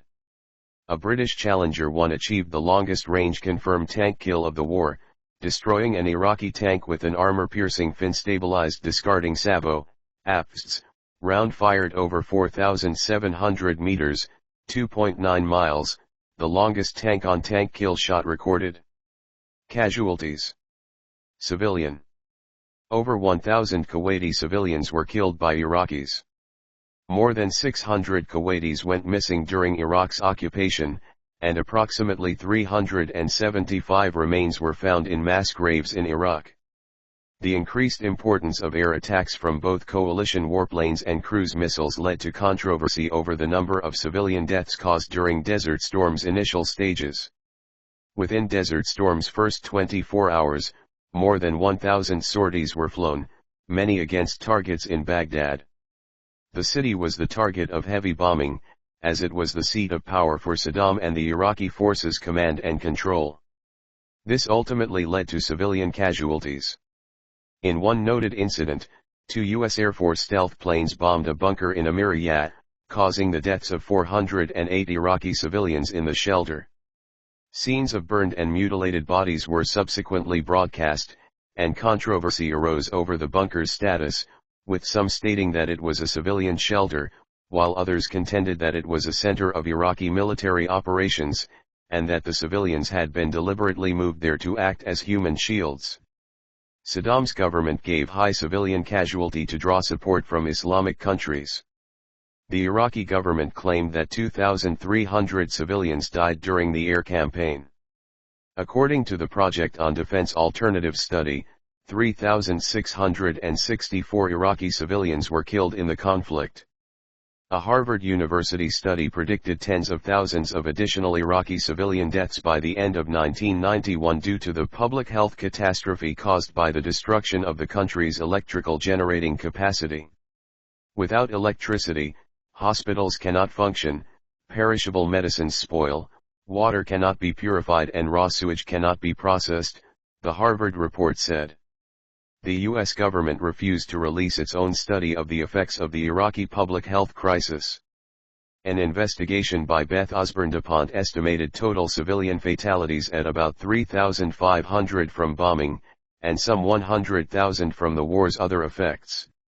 DuPont later raised her estimate of the number of Iraqi deaths caused directly and indirectly by the Gulf War to between 142,500 and 206,000. Iraqi. A United Nations report in March 1991 described the effect on Iraq of the US-led bombing campaign as near-apocalyptic, bringing back Iraq to the pre-industrial age. The exact number of Iraqi combat casualties is unknown, but is believed to have been heavy. Some estimate that Iraq sustained between 20,000 and 35,000 fatalities. A report commissioned by the U.S. Air Force estimated 10,000, 12,000 Iraqi combat deaths in the air campaign, and as many as 10,000 casualties in the ground war. This analysis is based on Iraqi prisoner of war reports. According to the Project on Defense Alternative study, between 20,000 and 26,000 Iraqi military personnel were killed in the conflict while 75,000 others were wounded. According to Canon Makia, for the Iraqi people, the cost of enforcing the will of the United Nations has been grotesque. General Schwarzkopf talked about a very, very large number of dead in these units, a very, very large number indeed. The chairman of the House Armed Services Committee, Leigh Aspin, estimated that at least 65,000 Iraqi soldiers were killed. A figure was supported by Israeli sources who speak of 100,000 to 200,000 Iraqi casualties. Most of the killing took place during the ground war. Fleeing soldiers were bombed with a neat device known as a fuel-air explosive. Coalition troops killed by country. The U.S. Department of Defense reports that U.S. forces suffered 148 battle-related deaths, 35 to friendly fire, with one pilot listed as missing in action. His remains were found and identified in August 2009. A further 145 Americans died in non-combat accidents. The UK suffered 47 deaths, 9 to friendly fire, all by US forces. France 9, and the other countries, not including Kuwait, suffered 37 deaths, 18 Saudis, 1 Egyptian, 6 UAE and 3 Qataris. At least 605 Kuwaiti soldiers were still missing 10 years after their capture. The largest single loss of life among coalition forces happened on February 25, 1991, when an Iraqi Al-Hussein missile hit a U.S. military barrack in Dhahran, Saudi Arabia, killing 28 U.S. Army reservists from Pennsylvania. In all, 190 coalition troops were killed by Iraqi fire during the war, 113 of whom were American, out of 358 coalition deaths. Another 44 soldiers were killed and 57 wounded by friendly fire. 145 soldiers died of exploding munitions or non-combat accidents. The largest accident among coalition forces happened on March 21, 1991. A Royal Saudi Air Force C-130H crashed in heavy smoke on approach to Ras Al Misab Airport, Saudi Arabia. 92 Senegalese soldiers and 6 Saudi crew members were killed.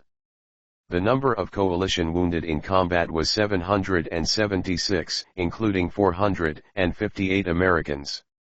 190 coalition troops were killed by Iraqi combatants. The rest of the 379 coalition deaths were from friendly fire or accidents. This number was much lower than expected. Among the American dead were 3 female soldiers. Friendly fire. While the death toll among coalition forces engaging Iraqi combatants was very low, a substantial number of deaths were caused by accidental attacks from other Allied units. Of the 148 U.S. troops who died in battle, 24% were killed by friendly fire, a total of 35 service personnel. A further 11 died in detonations of coalition munitions.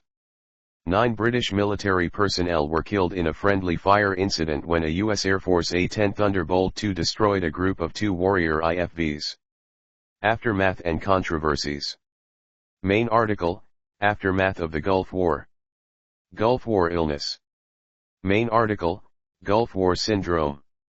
Many returning coalition soldiers reported illnesses following their action in the war, a phenomenon known as Gulf War syndrome or Gulf War illness. Common symptoms reported are chronic fatigue, fibromyalgia, and gastrointestinal disorder. There has been widespread speculation and disagreement about the causes of the illness and the possibly related birth defects. Researchers found that infants born to male veterans of the 1991 war had higher rates of 2 types of heart valve defects. Some children born after the war to Gulf War veterans had a certain kidney defect that was not found in Gulf War veterans' children born before the war. Researchers have said that they did not have enough information to link birth defects with exposure to toxic substances. In 1994, the U.S. Senate Committee on Banking, Housing, and Urban Affairs with respect to export administration published a report entitled, U.S. Chemical and Biological Warfare-Related Dual-Use Exports to Iraq and Their Possible Impact on the Health Consequences of the Gulf War. This publication, called the Regal Report, summarized testimony this committee had received establishing that the U.S. had in the 1980s supplied Saddam Hussein with chemical and biological warfare technology, that Saddam had used such chemical weapons against Iran and his own native Kurds, and possibly against U.S. soldiers as well, plausibly contributing to the Gulf War syndrome. Effects of depleted uranium. Main article, Depleted Uranium Health Considerations. The U.S. military used depleted uranium in tank kinetic energy penetrators and 20, 30 mm cannon ordnance. Significant controversy regarding the long-term safety of depleted uranium exists, including claims of pyrophoric, genotoxic, and teratogenic heavy metal effects. Many have cited its use during the war as a contributing factor to a number of major health issues in veterans and in surrounding civilian populations, including in birth defects and child cancer rates. Scientific opinion on the risk is mixed. In 2004, Iraq had the highest mortality rate due to leukemia of any country. Depleted uranium has 40% less radioactivity than natural uranium, but the negative effects should not be overlooked. Some say that depleted uranium is not a significant health hazard unless it is taken into the body. External exposure to radiation from depleted uranium is generally not a major concern because the alpha particles emitted by its isotopes travel only a few centimeters in air or can be stopped by a sheet of paper. Also, the uranium-235 that remains in depleted uranium emits only a small amount of low-energy gamma radiation. However, if allowed to enter the body, depleted uranium, like natural uranium, has the potential for both chemical and radiological toxicity, with the two important target organs being the kidneys and the lungs. Highway of Death. Main article, Highway of Death. On the night of 27 February 1991, some Iraqi forces began leaving Kuwait on the main highway north of Al Yara in a column of some 1,400 vehicles. A patrolling E-8 Joint Stars aircraft observed the retreating forces and relayed the information to the DDM-8 Air Operations Center in Riyadh, Saudi Arabia. These vehicles and the retreating soldiers were subsequently attacked by two A-10 aircraft, resulting in a 60 km stretch of highway strewn with debris, the Highway of Death. New York Times reporter Maureen Dowd wrote, "With the Iraqi leader facing military defeat, Mr. Bush decided that he would rather gamble on a violent and potentially unpopular ground war than risk the alternative, an imperfect settlement hammered out by the Soviets and Iraqis that world opinion might accept as tolerable." Chuck Horner, commander of U.S. and Allied air operations, has written, "By February 26, the Iraqis totally lost heart and started to evacuate occupied Kuwait, but air power halted the caravan of Iraqi army and plunderers fleeing toward Basra. This event was later called by the media the Highway of Death. There were certainly a lot of dead vehicles, but not so many dead Iraqis. They'd already learned to scamper off into the desert when our aircraft started to attack. Nevertheless, some people back home wrongly chose to believe we were cruelly and unusually punishing our already whipped foes." By February 27, talk had turned toward terminating the hostilities. Kuwait was free. We were not interested in governing Iraq. So the question became, how do we stop the killing? Bulldozer assault. Another incident during the war highlighted the question of large-scale Iraqi combat deaths. This was the bulldozer assault, wherein two brigades from the U.S. 1st Infantry Division, mechanized, were faced with a large and complex trench network, as part of the heavily fortified Saddam Hussein line. After some deliberation, they opted to use anti-mine plows mounted on tanks and combat earthmovers to simply plow over and bury alive the defending Iraqi soldiers. Not a single American was killed during the attack. Reporters were banned from witnessing the attack, near the neutral zone that touches the border between Saudi Arabia and Iraq.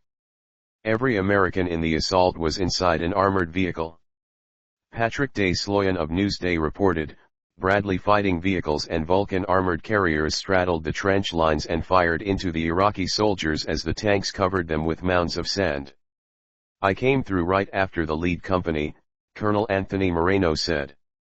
"What you saw was a bunch of buried trenches with people's arms and things sticking out of them. However, after the war, the Iraqi government said that only 44 bodies were found. In his book The Wars Against Saddam, John Simpson alleges that U.S. forces attempted to cover up the incident. After the incident, the commander of the 1st Brigade said, "I know burying people like that sounds pretty nasty, but it would be even nastier if we had to put our troops in the trenches and clean them out with bayonets." Secretary of Defense Dick Cheney did not mention the 1st Division's tactics in an interim report to Congress on Operation Desert Storm. In the report, Cheney acknowledged that 457 enemy soldiers were buried during the ground war. Palestinian exodus from Kuwait. Main article, Palestinian exodus from Kuwait, Gulf War. A Palestinian exodus from Kuwait took place during and after the Gulf War. During the Gulf War, more than 200,000 Palestinians fled Kuwait during the Iraqi occupation of Kuwait due to harassment and intimidation by Iraqi security forces, in addition to getting fired from work by Iraqi authority figures in Kuwait. After the Gulf War, the Kuwaiti authorities forcibly pressured nearly 200,000 Palestinians to leave Kuwait in 1991. Kuwait's policy, which led to this exodus, was a response to alignment of Palestinian leader Yasser Arafat and the PLO with Saddam Hussein. The Palestinians who fled Kuwait were Jordanian citizens. In 2013, 280,000 Jordanian citizens of Palestinian origin lived in Kuwait. In 2012, 80,000 Palestinians, without Jordanian citizenship, lived in Kuwait. Saudi Arabia expelled Yemeni workers after Yemen supported Saddam during the Gulf War. Coalition bombing of Iraq's civilian infrastructure. In the June 23, 1991 edition of The Washington Post, reporter Bart Gellman wrote, "Many of the targets were chosen only secondarily to contribute to the military defeat of Iraq." Military planners hoped the bombing would amplify the economic and psychological impact of international sanctions on Iraqi society. They deliberately did great harm to Iraq's ability to support itself as an industrial society. In the Jan/Feb 1995 edition of Foreign Affairs, French diplomat Eric Rouleau wrote, "The Iraqi people, who were not consulted about the invasion, have paid the price for their government's madness."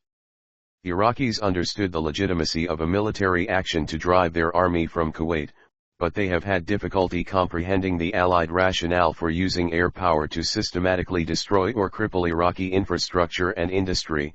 Electric power stations, 92% of installed capacity destroyed, refineries, 80% of production capacity, petrochemical complexes, telecommunications centers, including 135 telephone networks, bridges, more than 100, roads, highways, railroads, hundreds of locomotives and boxcars full of goods, radio and television broadcasting stations, cement plants, and factories producing aluminum, textiles, electric cables, and medical supplies. However, the UN subsequently spent billions rebuilding hospitals, schools, and water purification facilities throughout the country. Abuse of coalition POWs. During the conflict, coalition aircrew shot down over Iraq were displayed as prisoners of war on TV, most with visible signs of abuse. Amongst several testimonies to poor treatment, U.S. Air Force Captain Richard Storr was allegedly tortured by Iraqis during the Persian Gulf War. Iraqi secret police broke his nose, dislocated his shoulder and punctured his eardrum. Royal Air Force Tornado crew John Nichol and John Peters have both alleged that they were tortured during this time. Nichol and Peters were forced to make statements against the war on television.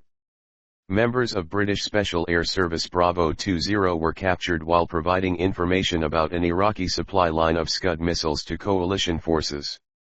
Only one, Chris Ryan, evaded capture while the group's other surviving members were violently tortured.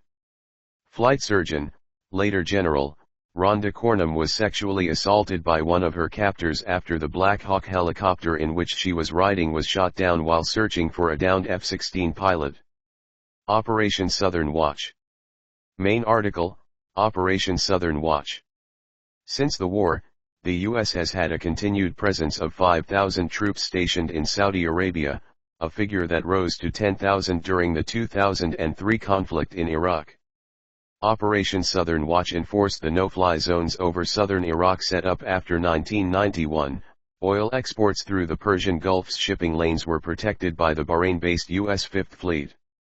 Since Saudi Arabia houses Mecca and Medina, Islam's holiest sites, many Muslims were upset at the permanent military presence.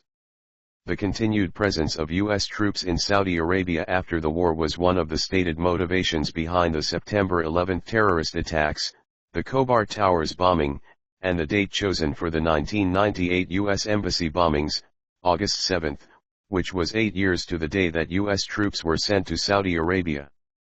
Osama bin Laden interpreted the Islamic prophet Muhammad as banning the permanent presence of infidels in Arabia. In 1996, bin Laden issued a fatwa, calling for U.S. troops to leave Saudi Arabia. In a December 1999 interview with Rahimullah Yousafzai, bin Laden said he felt that Americans were too near to Mecca and considered this a provocation to the entire Islamic world. Sanctions. Main articles: United Nations Security Council Resolution 661 and sanctions against Iraq. On August 6, 1990, after Iraq's invasion of Kuwait, the UN Security Council adopted Resolution 661, which imposed economic sanctions on Iraq, providing for a full trade embargo, excluding medical supplies, food, and other items of humanitarian necessity, these to be determined by the Council's Sanctions Committee. From 1991 until 2003, the effects of government policy and sanctions regime led to hyperinflation, widespread poverty, and malnutrition. During the late 1990s, the UN considered relaxing the sanctions imposed because of the hardships suffered by ordinary Iraqis. Studies dispute the number of people who died in South and Central Iraq during the years of the sanctions. Draining of the Kurna marshes. Main article: Draining of the Mesopotamian marshes. The draining of the Kurna marshes was an irrigation project in Iraq during and immediately after the war, to drain a large area of marshes in the Tigris-Euphrates river system. Formerly covering an area of around 3,000 square kilometers, the large complex of wetlands were nearly emptied of water, and the local Shiite population relocated, following the war and 1991 uprisings. By 2000, the United Nations Environment Programme estimated that 90% of the marshlands had disappeared, causing desertification of over 7,500 square miles, 19,000 square kilometers. Citation needed. The draining of the Kurna marshes, also called the draining of the Mesopotamian marshes, occurred in Iraq and to a smaller degree in Iran between the 1950s and 1990s to clear large areas of the marshes in the Tigris-Euphrates river system. Formerly covering an area of around 20,000 square kilometers, 7,700 square miles, the large complex of wetlands was 90% drained before the 2003 invasion of Iraq. The marshes are typically divided into three main sub-marshes, the Hawza, Central, and Hamar marshes, and all three were drained at different times for different reasons. Initial draining of the central marshes was intended to reclaim land for agriculture, but later all three marshes would become a tool of war and revenge. Many international organizations such as the UN Human Rights Commission, the Islamic Supreme Council of Iraq, the Wetlands International, and Middle East Watch have described the project as a political attempt to force the Marsh Arabs out of the area through water diversion tactics. Oil spill. Main article: Gulf War oil spill. On January 23, Iraq dumped 400 million U.S. gallons, 1,500,000 cubic meters, of crude oil into the Persian Gulf, causing the largest offshore oil spill in history at that time.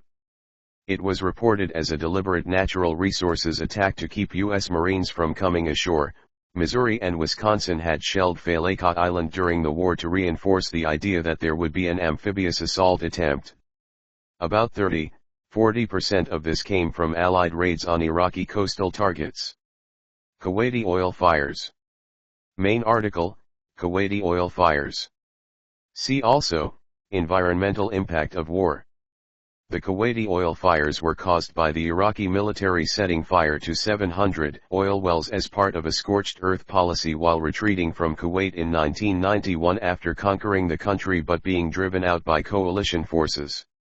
The fires started in January and February 1991, and the last one was extinguished by November. The resulting fires burned uncontrollably because of the dangers of sending in firefighting crews. Landmines had been placed in areas around the oil wells, and a military cleaning of the areas was necessary before the fires could be put out. Somewhere around 6 million barrels, 950,000 cubic meters, of oil were lost each day.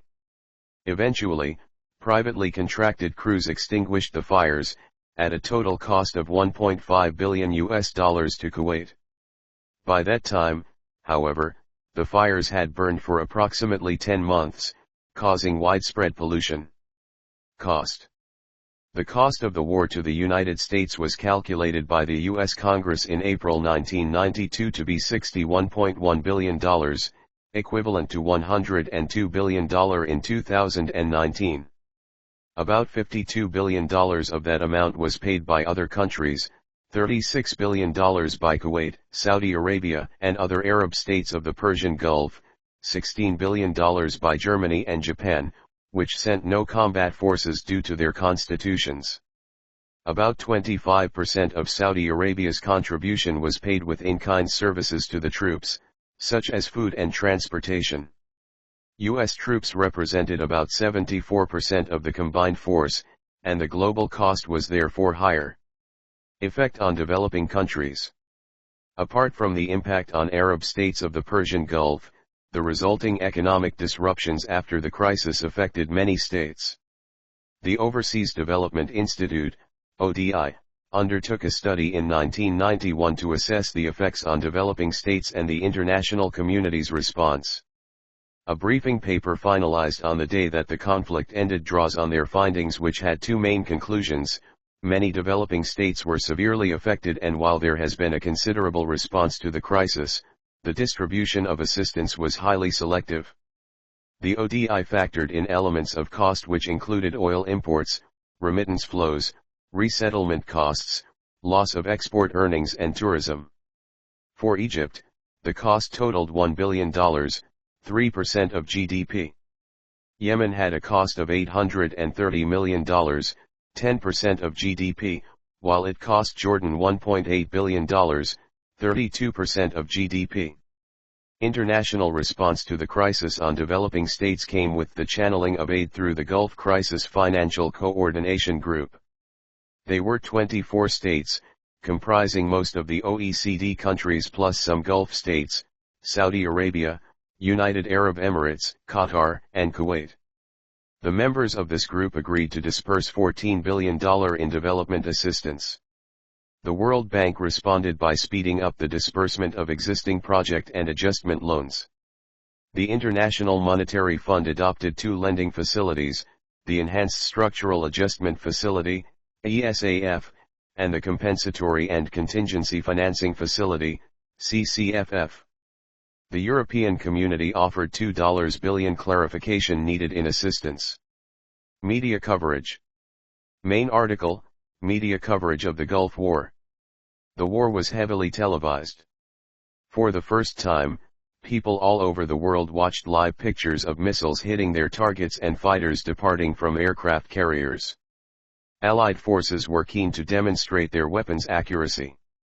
In the United States, the Big Three network anchors led the war's network news coverage. ABC's Peter Jennings, CBS's Dan Rather, and NBC's Tom Brokaw were anchoring their evening newscasts when airstrikes began on January 16, 1991. ABC News correspondent Gary Shepard, reporting live from Baghdad, told Jennings of the city's quietness. But, moments later, Shepard returned as flashes of light were seen on the horizon and tracer fire was heard on the ground. On CBS, viewers were watching a report from correspondent Alan Pizzi, reporting from Baghdad, when the war began. Rather, after the report was finished, announced unconfirmed reports of flashes in Baghdad and heavy air traffic at bases in Saudi Arabia. On the NBC Nightly News, correspondent Mike Bircher reported unusual air activity in Dhahran, Saudi Arabia. Moments later, Brokaw announced to his viewers that the air attack had begun. Still, it was CNN whose coverage gained the most popularity, and indeed its wartime coverage is often cited as one of the landmark events in the network's history, ultimately leading to the establishment of CNN International. CNN correspondents John Holliman and Peter Arnett and CNN anchor Bernard Shaw relayed audio reports from Baghdad's Al Rashid Hotel as the air strikes began. The network had previously convinced the Iraqi government to allow installation of a permanent audio circuit in their makeshift bureau. When the telephones of all the other Western TV correspondents went dead during the bombing, CNN was the only service able to provide live reporting. After the initial bombing, Arnett remained behind and was, for a time, the only American TV correspondent reporting from Iraq. In the United Kingdom, the BBC devoted the FM portion of its national speech radio station BBC Radio 4 to an 18-hour rolling news format, creating Radio 4 News FM. The station was short-lived, ending shortly after President Bush declared the ceasefire and Kuwait's liberation. However, it paved the way for the later introduction of Radio 5 Live. Two BBC journalists, John Simpson and Bob Simpson, no relation, defied their editors and remained in Baghdad to report on the war's progress. They were responsible for a report which included an infamous cruise missile that traveled down a street and turned left at a traffic light. Newspapers all over the world also covered the war, and Time magazine published a special issue dated January 28, 1991, the headline "War in the Gulf" emblazoned on the cover over a picture of Baghdad taken as the war began. U.S. policy regarding media freedom was much more restrictive than in the Vietnam War. The policy had been spelled out in a Pentagon document entitled Annex Foxtrot. Most of the press information came from briefings organized by the military. Only selected journalists were allowed to visit the front lines or conduct interviews with soldiers. Those visits were always conducted in the presence of officers, and were subject to both prior approval by the military and censorship afterward. This was ostensibly to protect sensitive information from being revealed to Iraq. This policy was heavily influenced by the military's experience with the Vietnam War, in which public opposition within the U.S. grew throughout the war's course. It was not only the limitation of information in the Middle East.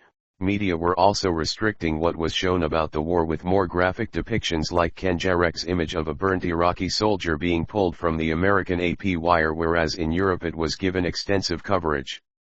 At the same time, the war's coverage was new in its instantaneousness.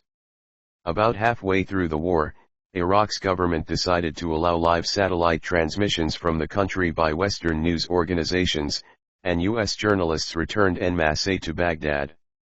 NBC's Tom Aspell, ABC's Bill Blakemore, and CBS News' Betsy Aaron filed reports, subject to acknowledged Iraqi censorship. Throughout the war, footage of incoming missiles was broadcast almost immediately. A British crew from CBS News, David Green and Andy Thompson, equipped with satellite transmission equipment, traveled with the front-line forces and, having transmitted live TV pictures of the fighting en route, arrived the day before the forces in Kuwait City, broadcasting live television from the city and covering the entrance of the Arab forces the next day. Alternative media outlets provided views opposing the war. Deep Dish Television compiled segments from independent producers in the U.S. and abroad, and produced a 10-hour series that was distributed internationally, called the Gulf Crisis TV Project. The series' first program, War, Oil, and Power, was compiled and released in 1990, before the war broke out. News World Order was the title of another program in the series. It focused on the media's complicity in promoting the war, as well as Americans' reactions to the media coverage. In San Francisco, Paper Tiger Television West produced a weekly cable television show with highlights of mass demonstrations, artists' actions, lectures, and protests against mainstream media coverage at newspaper offices and television stations. Local media outlets in cities across the USA screened similar oppositional media. The organization Fairness and Accuracy in Reporting, FAIR, critically analyzed media coverage during the war in various articles and books, such as the 1991 Gulf War coverage. The worst censorship was at home. Terminology. The following names have been used to describe the conflict itself. Gulf War and Persian Gulf War are the most common terms for the conflict used within Western countries, though it may also be called the First Gulf War, to distinguish it from the 2003 invasion of Iraq and the subsequent Iraq War. Some authors have called it the Second Gulf War to distinguish it from the Iran-Iraq War. Liberation of Kuwait, Arabic, Tar al-Kuwait, is the term used by Kuwait and most of the coalition's Arab states, including Saudi Arabia, Bahrain, Egypt, and the United Arab Emirates. Terms in other languages include French, La Guerre du Golfe, and German, Golfkrieg, Gulf War, German, Zweiter Golfkrieg, Second Gulf War, French, Guerre du Kuwait, War of Kuwait. Operational names. Most of the coalition states used various names for their operations and the war's operational phases. These are sometimes incorrectly used as the conflict's overall name, especially the U.S. Desert Storm. Operation Desert Shield was the U.S. operational name for the U.S. buildup of forces and Saudi Arabia's defense from August 2, 1990, to January 16, 1991. Operation Desert Storm was the U.S. name of the air-land conflict from January 17, 1991, through February 28, 1991. Operation Desert Sabre, early name Operation Desert Sword, was the U.S. name for the air-land offensive against the Iraqi army in the Kuwaiti theater of operations, the 100-hour war, from 24 to February 28, 1991, in itself, part of Operation Desert Storm. Operation Desert Farewell was the name given to the return of U.S. units and equipment to the U.S. in 1991 after Kuwait's liberation, sometimes referred to as Operation Desert Calm. Operation Granby was the British name for British military activities during the operations and conflict. Operation de Guet was the French name for French military activities in the conflict. Operation Friction was the name of the Canadian operations. Operazione Locusta, Italian for locust, was the Italian name for the operations and conflict. Campaign names. The U.S. divided the conflict into three major campaigns. Defense of Saudi Arabian country for the period August 2, 1990, through January 16, 1991. Liberation and defense of Kuwait for the period January 17, 1991, through April 11, 1991. Southwest Asia ceasefire for the period April 12, 1991, through November 30, 1995, including Operation Provide Comfort. Technology. Further information, list of Gulf War military equipment. Precision-guided munitions were heralded as key in allowing military strikes to be made with a minimum of civilian casualties compared to previous wars, although they were not used as often as more traditional, less accurate bombs. Specific buildings in downtown Baghdad could be bombed while journalists in their hotels watched cruise missiles fly by. Precision-guided munitions amounted to approximately 7.4% of all bombs dropped by the coalition. Other bombs included cluster bombs, which disperse numerous submunitions, and daisy cutters, 15,000-pound bombs which can disintegrate everything within hundreds of yards. Global Positioning System, GPS, units were relatively new at the time and were important in enabling coalition units to easily navigate across the desert. Since military GPS receivers were not available for most troops, many used commercially available units. To permit these to be used to best effect, the selective availability feature of the GPS system was turned off for the duration of Desert Storm, allowing these commercial receivers to provide the same precision as the military equipment. Airborne Warning and Control System, AWACS, and satellite communication systems were also important. Two examples of this are the U.S. Navy's Grumman E-2 Hawkeye and the U.S. Air Force's Boeing E-3 Sentry. Both were used in command and control area of operations. These systems provided essential communications links between air, ground, and naval forces. It is one of several reasons coalition forces dominated the air war. American-made color photocopiers were used to produce some of Iraq's battle plans. Some of the copiers contained concealed high-tech transmitters that revealed their positions to American electronic warfare aircraft, leading to more precise bombings. Scud and Patriot missiles. The role of Iraq's Scud missiles featured prominently in the war. Scud is a tactical ballistic missile that the Soviet Union developed and deployed among the forward-deployed Soviet Army divisions in East Germany. Scud missiles utilize inertial guidance which operates for the duration that the engines operate. Iraq used Scud missiles, launching them into both Saudi Arabia and Israel. Some missiles caused extensive casualties, while others caused little damage. Citation needed. The U.S. Patriot missile was used in combat for the first time. The U.S. military claimed a high effectiveness against Scuds at the time, but later analysis gives figures as low as 9%, with 45% of the 158 Patriot launches being against debris or false targets. The Dutch Ministry of Defense, which also sent Patriot missiles to protect civilians in Israel and Turkey, later disputed the higher claim. Further, there is at least one incident of a software error causing a Patriot missile's failure to engage an incoming Scud, resulting in deaths.